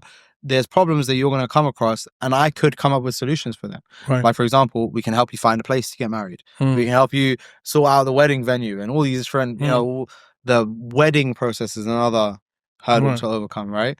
And then prior to that, let's say you had some kind of issue with your parents, like your parents didn't want you to get married and whatever. We can have some uncles talk to your dad, like, oh, come on, let your son get married. Like, do you see what I mean? Realistic. So we have to locate the problems and then come up with solutions for them. But there's a lot of what you mentioned earlier, which is that eventually, if you stay inside your own house for long enough, you're going to start creating problems that now you have to solve, instead of finding problems to solve, which is a different issue. Absolutely. Yeah, no, that makes sense. And obviously, it's super important when you're building any products, any business, to stay focused on one core interaction and do that really well. And then explore, right, how you create different verticals from that. It has to be complementary, though. It can't be something that's completely different. It has to be something that's close by, at least it's connected. Like, for example, now, right, I told you it's very recent, literally in the last couple of months, we started doing personal matchmaking, like I said. Right. But it's not even a different problem. It's the same problem. We're just doing a new solution, right? Yeah. And that's what I'm saying. For us, in the business category, one adjacent step has to be complementary to the first one. It can't be a completely separate, completely different. For sure. If you check our website right now, you go to the plans page. Yeah. You'll see that says coming soon. Okay.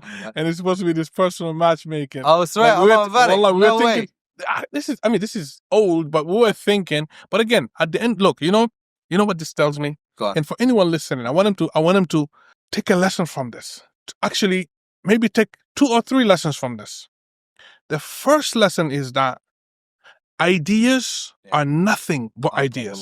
Wallahi. You know, all that matters is execution. Bro, do you want to hear my philosophy? Please. Please. So I had this problem, the concept of an idea, like how valuable is an idea? Yeah. Many times.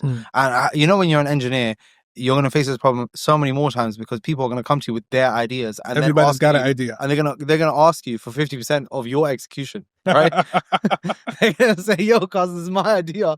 We should go halves on it." And I had to. If I show you the messages that I get, I'm not saying they're not ill intended. They're not saying it in a bad way. They're just confused. They just don't realize that the idea doesn't inherently have any value. They're just confused. I'm going to call them confused.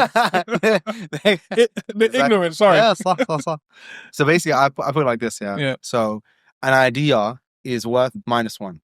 Right? A plan is worth 0. Right. That execution is worth 1. Yeah. That's really the difference. 1,000%. So an idea is not actually worth anything. And so this is even worse. It's worth less than nothing. Yeah. It's actually many times it's noise. Exactly. Yeah, exactly. It's distraction. And a plan, meaning how to execute your idea, a plan is worth nothing. Yeah. Because it's still still your us. Yes. You know, it's still in your head. Even if you put it on paper, you lay it all out. Exactly. It's still just a plan. But the execution is everything. That's everything. All of the value that's derived from this idea, it came from the execution. SubhanAllah. And obviously this is a separate issue, but this is a dini thing, isn't it? As in, for you to just think about something, that's a gift from Allah subhanahu wa ta'ala. Allah gave you that gift, bro. Yeah. And then for you to turn that, cause, you know, it's funny, I was talking to one guy about this, we were talking about how, because, you know, solving a problem for the first time is infinitely more difficult than solving it the second time, 100%. right? Because in the first time something is done, the first time a problem is solved, there's so many more complicated things that come into solving it the first time. Right. And solving it the second time, after it's been seen to have been solved, it's way more... reverse engineering. That's all it is. Yeah. And if you're the one who did it, you just redo it again. Yeah, exactly. You know? I think it's the I can't remember which length of distance it was and the time that the guy ran it in, but it was believed to, I think it's like the 8-minute mile or something. I can't remember exactly. But it's like, they were like, nobody can ever run this length of time. Somebody mentioned this. Yeah, and then he ran it, and then the next year, like 10 other people did it as well. Yes. And I'm like, it was they said 4 minutes. 4-minute mile. 4-minute mile. Yeah, that's it. Yeah. First time they said it was impossible. Yeah. Once it was done, it was like now we're all doing it. Now it became possible. That's what I'm saying. And that's not even something physical. Yeah, exactly. You know? Yeah. It's not like creating this glass. It's just the physical view. So what I'm saying is that the idea is a gift. Yeah. Allah gave you this one. Right? But then the execution is another gift. Do you understand? Yeah. And you have to follow through on that one, bro. That's something that I don't know how to say it I don't know how to get this one out of my head. Akhi, you just, wallahi, what you just laid out is so beautiful. Okay, and what I can tell you what I understood from Go on. The idea is the -1, which again, it's just a gift from Allah Azza wa Jal. You know, you're thinking about doing a good deed. Yeah. Right? You're thinking about sadaqah. Oh, that's a good way to put it. You're thinking about Hajj. Yeah.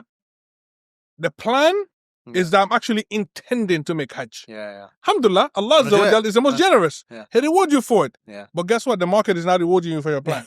That's different because Allah is able to do that. Yeah. Okay, the market doesn't do that. Yeah. Right? So that's the plan. But until you go to Hajj, until you actually do it, that's the action. Yeah, and this is in the real world here. This is where you get rewarded. Yeah. Right? And that's why when people come and they say 50%, like, are you crazy? I want, generally speaking, for ideas, for especially tech, for something that's not tangible, like we're not buying real estate, I won't even give you 50% for giving me money. Yeah. You don't deserve 50%. Yeah. For your money. This is you putting money on you came with the idea, put money on the line. You don't deserve 50% because you think the money is the execution. Yeah. Then companies that have raised $100 million, $1 billion shouldn't fail. Yeah. And yet they fail. Companies that raise over $1 billion has experience, have the best teams, the best tech, and they fail. Yeah. Why? Execution. You know what I'm saying? Biggest difference. So your ideas again are worthless. Sorry. Until they have become executed. They have been tested and proven, right? That's why MVP, minimum viable product. Yeah. Not maximum viable product, right? And a true MVP, right, is important. Like that's for any business that you're doing, any concept that you have, any idea that you have, try it. Yeah. Do the SunnahMatch style manually in the beginning. Yeah. See if it works. See if somebody's willing to use your service, to buy it, and then take it to the next level. So that's the idea. The second takeaway I wanted to give here is that we're Muslims, bifadlillah azza wa jal. The greatest thing anyone on this planet could be gifted with. Yeah, it's Islam. Yeah. Islam and the Sunnah, there's nothing greater. Yeah. Okay? Abbas and I, this is the second time we're meeting in person, right? I'm not counting the 3 days, but okay. Different events, right? Yeah, separate issues. We're both built the same, platforms in the same space. Yeah. We're not competitors. You know what I'm saying? We're not. But that's in the general sense, people will look at it like that, right? Like, okay, that's your competition. In this, we're not competitors. And for me personally speaking for myself, even in the real estate business I'm in, I don't look at any brother doing what I do as my competitor. Yeah. You're my brother. You cannot be my competitor. Ever. Yeah. Ever. Yeah. Especially now when it's something like purely like there's a deen foundation and base there. Like I could be doing real estate just to make money. Yeah. Okay. There's the deen part is me doing halal, me trying to, that's deen, right? But now there's real estate where I'm like, okay, trying to like do something related to the Muslims, helping. Now that's another level. Yeah. But it doesn't matter what level it is. You're my brother. You're not competing with me. Yeah. You know what I mean? Because you're my Muslim brother. At the end of the day, I know that my rizq guaranteed by Allah Azza wa Jal. Yeah. Fulan or, Allah will never take my rizq.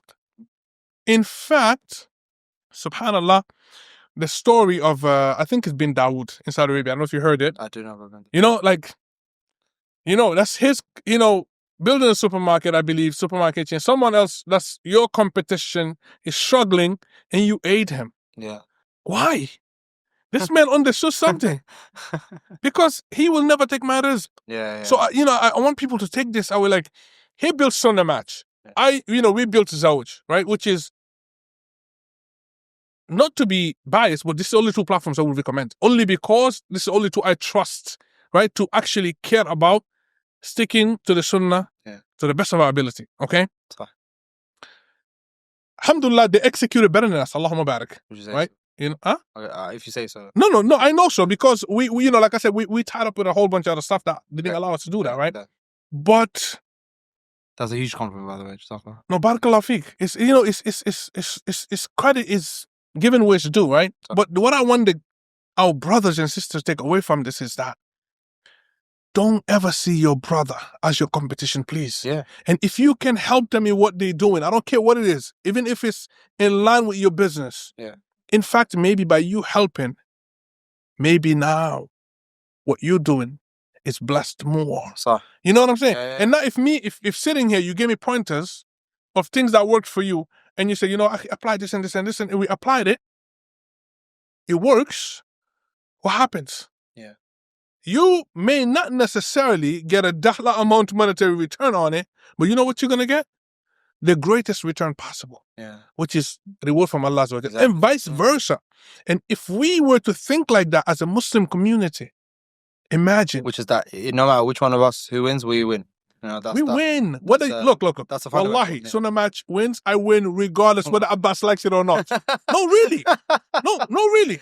Yeah. Because at the very least, if I want to get married, I could jump on there and find my wife. Yeah, you go. My sons could do that. My brothers could do that. Yeah. We're winning. Yeah. But not only that, if the Muslim community wins, I win. So, I'm on the winning team, bro. Exactly, yeah. You know what I'm saying? This is the Ummah. It's not an individual. Yeah, you're part of an Ummah. No, so right. for us, what is important, has to be important, is to see Muslims, like you said from the beginning, excel. Do things with excellence. Build the best things out there possible to benefit the Muslims and humanity. You know what I mean? So that we don't depend on what somebody else built. Yeah. This is the win. So this is the second thing I want people to take away from this. Yeah. And the third thing is that you will go through challenges. Yeah. You know what I mean? You have to. Your products will never be perfect from day one. In fact, the principle is that if your product is bug-free when you launch it, you've launched too late. Yeah, it's true. You know what I mean? It's You launched too late. Put it out there. Like the brother, I think, told you when you asked him to review your code, okay, put it out. He was just launch it, bro. Yeah. Put it out, because that's the only way you're going to know. Put it in the hands of users. Yeah. You know what I mean? Yeah, no, and then see where it goes. Bro, So, and let's stay focused. Sorry, I know I'm adding more things, but stay focused, right? Like, stay in your vertical. I mean, stay in your lane, first and foremost. What is your core interaction? Do that. When you're doing that well, and that's working, now start thinking, okay, what other verticals could we go into? Yeah. Not any vertical. What opportunities are good for us, right? Yes, that align with the core. Yeah. You know, and stick and do that. You know what I mean? So, I don't know if you want to add anything to that. I do. Okay. So, a couple of things, is that, so I think that, okay, this is related to engineering though, not just Islam. Yeah. Being an engineer right now is really hard. I don't even know. I don't even know, bro. I know. I want to say the opposite though, but I want to hear what you got to say. But what I mean is that I'm specifically talking about the job market, right? Because of the intentions, the motivations that make someone become an engineer, right? So if somebody becomes an engineer because they want to get a good job, it's a really hard time, right? I don't know when the storm's gonna clear for you, bro. Right? But if you become an engineer to solve problems, the Muslim niche is a great one. Bro, we got loads of problems, fam.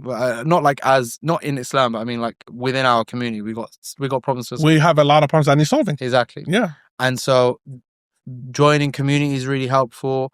And whichever Muslim problem you want to tackle, that you'll find help. Yeah. You'll find help. Yeah. Message Abdurrahim. He'll back you, bro. Allah barik. Now, for sure. I mean, I subhanallah. And there's so much we can talk about on the tech side. Yeah. You know what I mean? And so I think I mentioned when we met last time. Yeah. And, this is a plug at the same time because it's going to be here below in the description anyway. Okay. Right? We started this academy called, Coding for Hijrah. Yeah. And I think about this like all the time. Like, what is my intention with Coding for Hijrah? Yeah. Right? And you can have multiple intentions. Of course. I can tell you straight up, one of the things that I think about, and I was talking about it yesterday, I want to build an army of Muslim engineers. Wow, bro, I think you're on the same page with me. Akhi, barakallah fik. Because I Yeah. know the power of technology and engineering. Everything around us today is powered by technology. This microphone is powered by technology. You know what I'm saying? Yeah, the light, everything. And it's only going in that direction. It's only going to be exponentially greater than we think. Where are the Muslim engineers? Yeah. And we're not only talking about come and build some charity projects. Nobody's saying that. But if you learn engineering, first and foremost, what you're building is your mindset. Yeah. Your brain, your thinking. Because an engineer is not one who just writes code. Yeah. In fact, nowadays, if that's all you are obsolete. Yeah, it's true. Because the AI can write the code, and soon it can write better than any engineer on the planet. Bi'idhnillah. So, what gives you value as an engineer has been the case and is still the case. Yeah. Don't get me wrong. Writing clean code, good code, knowing how to structure. Of course, it's amazing. You have to know that, right? Like, you cannot skip that. Yeah. Like, that's like the foundation. Yeah. But when you can think like an engineer, problem solving. You're a problem solver. Yeah. And you can apply, subhanAllah. My kids, we play games sometimes. Go on. Crazy. Go on. And I always win. Okay. Okay. But you know why? Go on. And I tell them, because I'm an engineer. Yeah. I think like an engineer. Yeah. I'm a problem solver. Yeah. Before Allah Azza wa Jal, I wasn't born like that. I learned it. Yeah. But that's who I am. There's so many times I build products. How many times you got to rack your brain? That's every engineer, right? You want to pull your hair out. But it makes you better and better and better problem solving. And then you think about everything around you. Like how complex the technological advances are. Yeah. But you know what's crazy? At one point, it didn't exist. Yeah. I know. Someone thought about it. Yeah. And built it. Like now we're all mesmerized by AI. Yeah. The crazy thing is that someone not better than you. Yeah. thought about it and built it. When you say not better than you, that's the emphasis. Which is not better than you. It's not. There's no intrinsic reason why this guy managed to do it. It's just because he put in the effort. That's it. He put in the effort. He has a goal. He has commitment. You and I today, we're able to write code. We're able to build products, right? Bifadlillah Azza wa Jal. It wasn't something that we were born with. It wasn't something that we were spoon-fed. We had to make the decision, the commitment, the goal. Say, you know what? I'm gonna do this. Learning how to code was the hardest thing I've ever done in my life. No way. Wallah. Right. But it's because I went to a boot camp. Oh, okay, nice. How was it? I went to a boot camp. It's one of the best decisions I've ever made in my life. Also, you know what I'm saying? Zawj was born out of that. Okay. But also the other startup that we built. That's still running Bifadlillah Azza wa Jal was my final project. Oh, sick! Out of my boot camp. You turned into a startup. That's actually really impressive. Akhi, wallahi, and because usually the boot camp, I've met people who've come out of boot camps, and the feeling of I'm not really an engineer is still present. You know, they still. I'll tell you, there's two reasons why. So 2 reasons I believe. By the way, the boot camp I graduated from. So my final project became my company that's running up to today. No, that's what I was going to say. It's sick that you came out of it and you're like, bro, I'll go sign out and we're going to turn this into something. I have to be intentional about it, right? This is me, not the boot camp. The boot camp told me from day one, we will teach you how to learn. That's what we're teaching you. Okay? This is just a foundation. You're going to have to take it to the next level. So I had to be intentional about it. The second thing is, the boot camp depends on what boot camp you're attending. It's true. How much do they truly care about your overall success? Or is it about their statistics? Is it about what you're paying them? Most is, okay, you're going to pay us $15,000. We don't care. You pay us at the end after what happens. What happens doesn't matter. Or, okay, you know what? As long as you get that first thing, whatever internship job, and they were lying about numbers, just to say, our graduation, it's 90%, 98%, whatever, getting jobs. And that may not be a real job, right? It's statistics. But this, what we're trying to do, right, is coding for hijrah. I've used this to make hijrah, bifadlillah azza wa jal. And I'm sure it's the same with you. And we're going to talk about, hijrah. Same, my partner leveraged this to make hijrah. Bifadlillah azza wa jal. We have many people, bifadlillah, who made hijrah using our company to make hijrah. That company that was the final you know what I'm saying? It's so for me, engineering is literally the game changer. Okay, and somebody can say, because it worked for you. No. Because I know the power of engineering. Tell me the top 10 companies on the face of the earth. I'll tell you all of them have engineering at the core. Yes, they got to solve a problem, but they're leveraging technology. Tell me anything that we're using today that is we can't do without. At the core is technology, right? To be able to make hijrah and maintain bifadlillah azza wa jal. I paid $15,000 for my boot camp. Come on, God. In hindsight, I will pay $500,000. Bro, I said the same thing about something else as well. I had a course that I watched online. Bro, it's sick. I always recommend his YouTube channel. His name is Brad Travesty Media. That's my guy. OG. He's my teacher. OG. Brad was my teacher more than my teachers in school. Hey, well, there you go. So I Allah got him to Islam. I mean. So what happened is somebody, because I bought his course, right? Oof. And I probably have all these courses, by the way. So I think it was $11 or something. And somebody asked me how much is that worth? I was like, bro, 100,000, 200,000. I don't have a number. How do you quantify? Because it was so valuable to me. I would pay that much more to get, if I knew then that this is how much I have to pay to get where I am today, I would have paid. Do you see what I mean? That's literally what I'm saying. And subhanAllah, people don't understand this. No, but to be honest though, the value is in what you take from it though. But I'll say, for Brad, for example, online. So me going into a bootcamp, for example, I knew before that about the likes of Brad. I know, because not everybody can be a self-learner. And that's the challenge, right? I think actually I really genuinely believe that over 90% of people can never, in this field specifically, be successful without being in a structured program. You know what I'm trying to say? Because how many people can really commit to learning and building and and just doing that online on their own? We have people who have done it in our program now. They've been doing it, subhanAllah. One of the brothers said, I've been doing this for so long, and he's committed. Yeah. But I know what's missing. Okay. I needed the structure. Yeah. I needed the accountability. Fair. And I needed to, to not shift and drift. Yeah. Because that's what, it's easy to happen. Yeah, You go in a bro, rabbit hole, very, right? Yeah. So he joined the program, alhamdulillah, and he's loving it. We had another brother who did another boot camp, paid $13,500. Oh, wow. Dollars, finished. Yeah. When he came, I said, why do you need us? Yeah. You already came out. You already did this. Yeah. No, he said, I learned, but I didn't use it for so long. I forgot. And I said, why don't you just go refresh, build projects? Go over this. He said, no, I need to be in a structured program again to be able to, get it going. I said, subhanAllah, it makes sense. Because the way I think about it is, just like anything from the religion, can you really learn on your own? It's much more difficult. Extremely difficult, right? Generally, and there's a lot of wheel spinning. You spend a lot of time not going anywhere, thinking that you're making progress, but you're not actually, there's a lot of especially if you don't have someone checking your progress. Yeah, it's true. You know what I mean? Yeah. Correcting you. It's difficult. But going back to the value of engineering, we as an ummah, if we leave this field, believe in AI is taking over anyway, engineers are not needed, we're delusional. That's what I believe. We're delusional.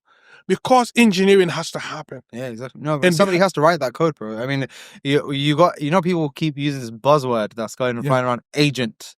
AI agent. Okay, yeah. Right? I say, what is an agent? Bro, that's marketing. That's you are wasn't it? You are a victim of marketing. Man. Yeah, define agent. Yeah. Tell me what an agent is. It's a cron job. Yeah.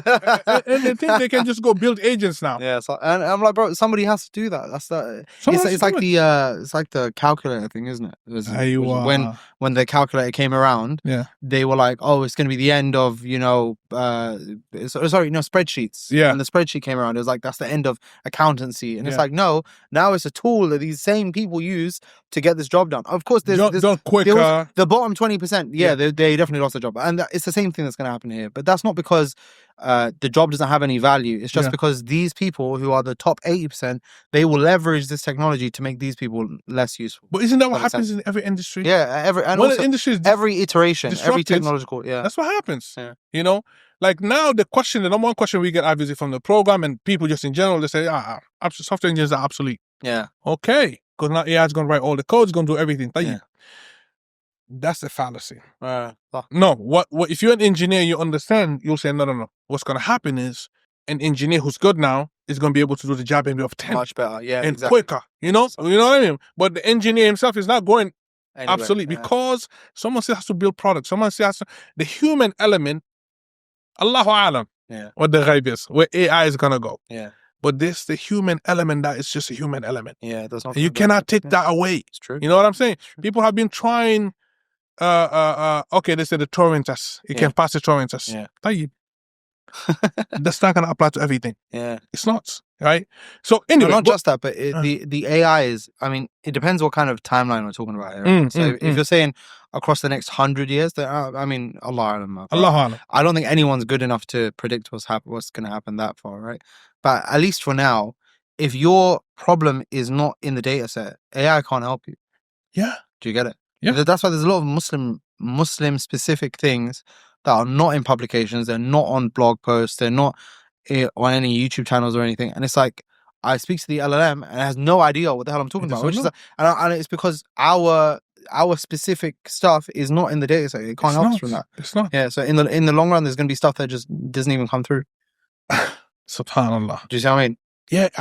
I hope somehow we, especially those of us already in the field, right, can figure out a way to motivate enough youth specifically to come into this field. Yeah. Right? Not only will it be even like change your financial situation, which is what you want, right? You can be financially independent, bi'idhnillah, locational independent, where you can now live where you want, bi'idhnillah. We are a living testament of that bifadlillah azza wa jal. Bro, I would have been 3,000 miles away in the United Kingdom if I didn't have tech, bro. See what I'm saying? I don't know where I would have been. Yeah, like, possibly, in the US or whatever, Allahu Alam, right? But by having more Muslims come into this, we'll have more Muslims who are financially independent. Yeah. What does that do, bi'idhnillah? We're stronger as a community. Our communities will be built. Stronger. Yeah, exactly. More people can now live wherever they want. They can make hijrah. Yeah. Yeah. We can have more engineers in the UAE. Yeah. We can have more engineers in Saudi, in Egypt, in Pakistan, wherever we want. Yeah. Right? And people say, well, we already have enough engineers in Pakistan and India. Okay, well, we actually want also those coming with the Western mindset to jump into that. Yeah. Because they bring some know-how that doesn't exist in certain countries yet. You know what I mean? And they can access those markets that maybe the Indian brother cannot access because he cannot travel there. He doesn't know what's happening in Silicon Valley. Yeah. But this other brother can go. You know, and things like that. The other thing, the greatest thing that will then happen eventually, bi'idhnillah, financial independent, location independent. Now we can build Something for anything we can think of. Any problem. It's not, I'm stuck in a room trying to figure out how do I do this. But I know, you know what else I know? Even if I cannot come, I can come together with another 10 engineers, because this is what happens. In the US, this is what's happening. In some of these countries that's fighting the Muslims, this is what's happening. They have armies of engineers building things for them. Yeah. For that. Imagine we can have that. Imagine I know if I'm trying to build any solution, there's another 100 or another 1,000 brothers probably also building the same thing. Mine may not be the one that succeeds, but one of my brothers may be building the one that succeeds. We're gonna win, bro. We're gonna win. Yeah. So for me, really, this is like so crucial, and I hope those of us in the field will motivate others to come into it, and also we pave the way, and we facilitate that. Yeah. I'll tell you one story, and I know I'm hogging the podcast. You're not hogging at all, bro. Please, I'm loving to hear it. Go on. Jazakallah khair. I remember, so the program I graduated from, I ended up working for them for 2 years. Okay. Right? Like a TA, working as a teacher, working with students. I've seen students come with nothing. Yeah. They were at a minus, at a deficit. Yeah. To graduating. Yeah. To getting 6 figures jobs, 100K as a junior developer. Wow. Some of my own classmates, they started above 100. Yeah. On average, we all started about 85 to 100K as a junior engineer. Yeah. Some of us, we graduated Friday, we had a job on Monday. Before the last You know, this is by the fadl, but these things are possible. Mm-hmm. You know? Mm-hmm. I knew a girl, I remember her name Rose. She was on Twitter, documenting what was happening. She was doing, single mother, forgot 1 or 2 children, working at McDonald's. Mm-hmm. Came into the program, online by the way, remote. Went through the program, graduated. First job of 100K, working remotely. Wow, I can't about it. That's sick. That's insane. Yeah. I wonder for the Muslims, why can't we have that? Yeah, bro, that'd be amazing. Yeah. You know, I remember when I was doing my program, I was telling my classmates, I said, if I just land a job that pays me 50K. Yeah, bro. God. Yo, I was the same. Yeah. They used to laugh me to me. I was like, crazy. Bro, if I could just get a little 30,000, yes, I'll be serving that. Because for me, it was like, get the foot in the door, but also I'm living overseas. My 50K is like your 300K. Right, exactly. You don't even understand that. That's true, yeah. But subhanAllah, graduates start with like 85. Yeah. Not talking about any bonus, boom, boom, boom, And then next thing you're working remotely. Like, it's so beautiful. Yeah. I haven't seen a better field to work as an employee. Yeah, than as a software engineer. Yeah, I mean... we used to come into the office. By the way, we were the only ones who had the flexibility. Bro, it's true. To come in when we want, technically. People have to show up at 8, 9. Yeah. We can come in and just attend your stand-up. Make sure I'm there for stand-up. Yeah, exactly. Leaving what time? You leave. Because I have my tasks every single day. Yeah. As far as I'm concerned, it was a problem-solving situation, which is just as long as these problems get solved, they don't care about anything else, bro. In fact, you get the bonus. Yeah. You know what I'm saying? I remember the last company I worked for. Yeah. For 4 years. Yeah. We had the best tech gadgets in the company. This is a multi-billion-dollar company. Halal Marriage. We were the only ones with the newest Macs. Yeah. Every single time. Yeah. And anything that we needed, it was like here. I mean, you're the front runners, bro. They need to work. Yeah. We had the flexibility before work. Remote work was a thing. Yeah. We could. That's something I actually said to people as well, bro. Before COVID, my industry's been doing remote work from time. But in my company, when COVID happened and everybody had to go home, they started to join the Slack, the remote Slack. Yeah. And then these guys are like, bro, we do these calls 3 times a week with like 30 people, and now it's 300 people. But the 30 people were from before, as in we've been doing this. You guys been doing this. Yeah, we've been doing this. For these guys, they're all newbies. Yeah, it's great. I mean, as this one's like, I think fundamentally there's a point that you're making here, right? Which is that this industry only really cares about solutions to problems. If you are a problem solver, if you have that thing, bro, it's a great field for you, man. So for someone today looking into breaking into tech, right? Like, if you were to give one piece of advice to any Muslim who wants to break into tech, Yeah.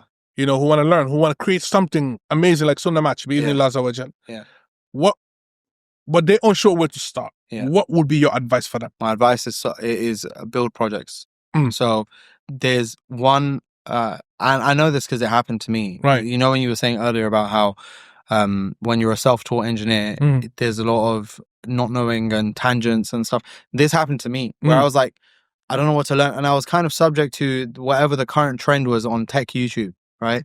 I was such a huge victim of that. And I would just watch loads of tutorials over and over again, not realizing that I'm actually not making any progress here. So watching tutorials is not really a solution. Reading the tech books, you know, like Clean Code and stuff, that's not really a solution. YouTube videos or being on tech Twitter. Twitter is another huge thing. There's a lot of tech people. These things are not really solutions. The bridge to cross between ignorance and knowledge in this field is just doing the projects. Doing the project. You do project. You see a project from beginning to the end. You ship it. You see another project beginning to end. Ship it. As long as you can build it, that means there's more stuff that you're learning that you didn't learn the previous time. You know, you might have an idea for a feature and it's like, I don't know how to implement this. Never done it before. Never used this before. I'm going to do it this time. You know, you're going to implement it on this occasion. That's really what kind of mindset is needed? What kind of mindset does a person need? First one, first thing you have to have is optimism. You have to believe it's possible. There's so much like negative pessimism and people are like, you know, especially with the AI thing, like you mentioned before, there's no need for software engineers and people are just AI is going to write all the... But if you believe that, you're not going to make it. Sorry. Just see that one out the door. Yeah. You won't be even a doctor. Literally. So optimism, you have to believe it's possible. Then the second thing is a fundamental curiosity. You can't think I've got this whole thing figured out. You know, like, bro, even me, it's 2025. I'm 8 years into software engineering. Yeah. I don't know. I haven't got it all figured out, bro. In fact, I even know now more my own ignorance. Like in the beginning, I didn't know. I didn't know how badly I was lost at the start. But now it's like there's just so many, and as you get further and further into it, more things become exposed. Where it's like, oh, you know, I could learn about this, and I could learn about this, and you know. So, like for example, my first language was C. And I didn't know how complex C is as a language as my first one, and then later when I picked up other like higher level languages like JavaScript and Python and stuff, I was like, oh, it's amazing that I don't have to put up with what I was doing before with allocating memory and pointers and stuff. But now I'm like, okay, it would be nice to go back to that. You know, like, I don't really write much C anymore. So I was like, okay, maybe we can. And then below that, obviously you have other stuff, and then you know assembly and all these different. There's just so much to learn. There's just so much to learn that my knowledge of the field now is just more knowledge of my own ignorance. I know how much more I don't know, which is basically that's kind of sad, isn't it? Yeah, but look, think about even Islamically. Yeah, it is said that the ignorant person versus the scholar. Yeah, right. The ignorant person has never been a scholar, so he doesn't know. But then the scholar was ignorant before he became a scholar. Yeah. So he understands what it is to be ignorant. Yeah, you know what I'm saying? Yeah, same thing with this. Yeah. You know, Bro, I wanted to discuss AI, to be honest, right? And you know, with DeepSeek and all this stuff coming out, right? OpenAI with you know deep research, the operator, the agents, right? Yeah. So I wanted to know, like, what's your take on that? What have you dabbled in? I think that if your interest is in building and you already know how to write, so I'm not talking about the learner here. Yeah. The person who learns, I have a different belief about learning, so I won't even get into that. But if you already know how to write code, if you don't use this stuff, you will. It's sad to say, but you'll be left behind, bro. You should use it as much as you can. Copilot. Yeah. Cursor. Cursor's great, bro. I use Cursor every day, bro. If you're not using Cursor, you're doing it wrong. I don't know, we gave Copilot to our team. My engineering team, we gave him Copilot, I think, I don't know if it's like a year and a half ago. Yeah, 2 years like, ago. we gave him 2 years ago. Everybody got subscription. Yeah. Right? Someone's like, but why are you paying them? Like, bro, just trust me. Them 10x just better. trust me, okay? Yeah. You know? Cursor, now I use Cursor to build crazy all kinds of stuff. That's what I'm saying, bro. It's so helpful. You tried V0? Yeah, bro. It's really, bro. V0 is so helpful. You know, I was a hater because I don't really like Vercel as a company, right? I don't. Yeah. I've got my question marks about myself, right? And Next.js and stuff. Nah, But when I use Vue, I was like, they're killing bro, this is special. They did something Wallah, it's nice with this. insane. Yeah. Insane. And then I tried Quen 2.5. Yeah. How did you like Abbas. it? It's the best. Yeah, it's great. When it comes to writing code, Yeah. as of the day I tried it, it was the best when it Yeah. comes to code. Wow, mad. This thing is insane. Wow. You know, so the different models Yeah. are best at certain things. Yeah. Right? Some You things know, are better. and knowing that. But we need more Muslims in this. Yeah, it's true. Wallahi. It's true. You know, I don't know what we have to do, but we have to do something to get more people into this. Look at the Chinese. Look at this. No, I was gonna make a point about that, Yeah. which is that basically different countries, they will set up their, because they know that, like what you said earlier, that tech is the future, and if you're at the front of the next technological revolution, your country will become a superpower. You know, Sure. there's kind of no question about that, right? So the AI race has begun. We've been watching it for the last couple of years, and China's a front runner here. So is the US, and these other countries are trying to catch up and stuff.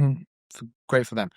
These countries have things that unite them. They have their ethnicity, they have their shared culture, their shared language. But I think that for us as Muslims, we have something else which is deeper and more important, more significant to bring us together, specifically for things like this, which is that. By the way, I'm not saying it from some kind of Muslim expansionism where it's like I'm trying to take over someone else's country. That's not at all. I'm just saying if we don't have a leg in this, it will be used against us. 100%. Do you see what I'm saying? 100%. Just to be frank. It already is. That's what I'm saying. Yeah. All you gotta do is go try to ask AI certain questions. Yeah, and then you'll see. And you see what happens. And don't think because you ask about Tawheed and they give you the right answer. Don't think that's what it is. It's not on your side. Yeah, it's true. You know, Akhi, I appreciate you coming on this. Bro, Barakallah feek. Like, I don't want to end it with this. I want to continue, but it will not be fair. Bro, when you come are you come back to Dubai soon? Yeah, sure. Okay, so when you come down, bro, I didn't even get to talk to you about Medina. I want to talk to you about that as well. Because I'm trying to buy a house, bro. Let's go pray, and then off topic, off the camera, we're gonna talk about these things. Okay. And next time we talk, we bring it all on camera, inshallah. I appreciate you coming on. Barakallahu feek. Ask Allah to bless you in all your efforts in Deen, Dunya, and Akhirah.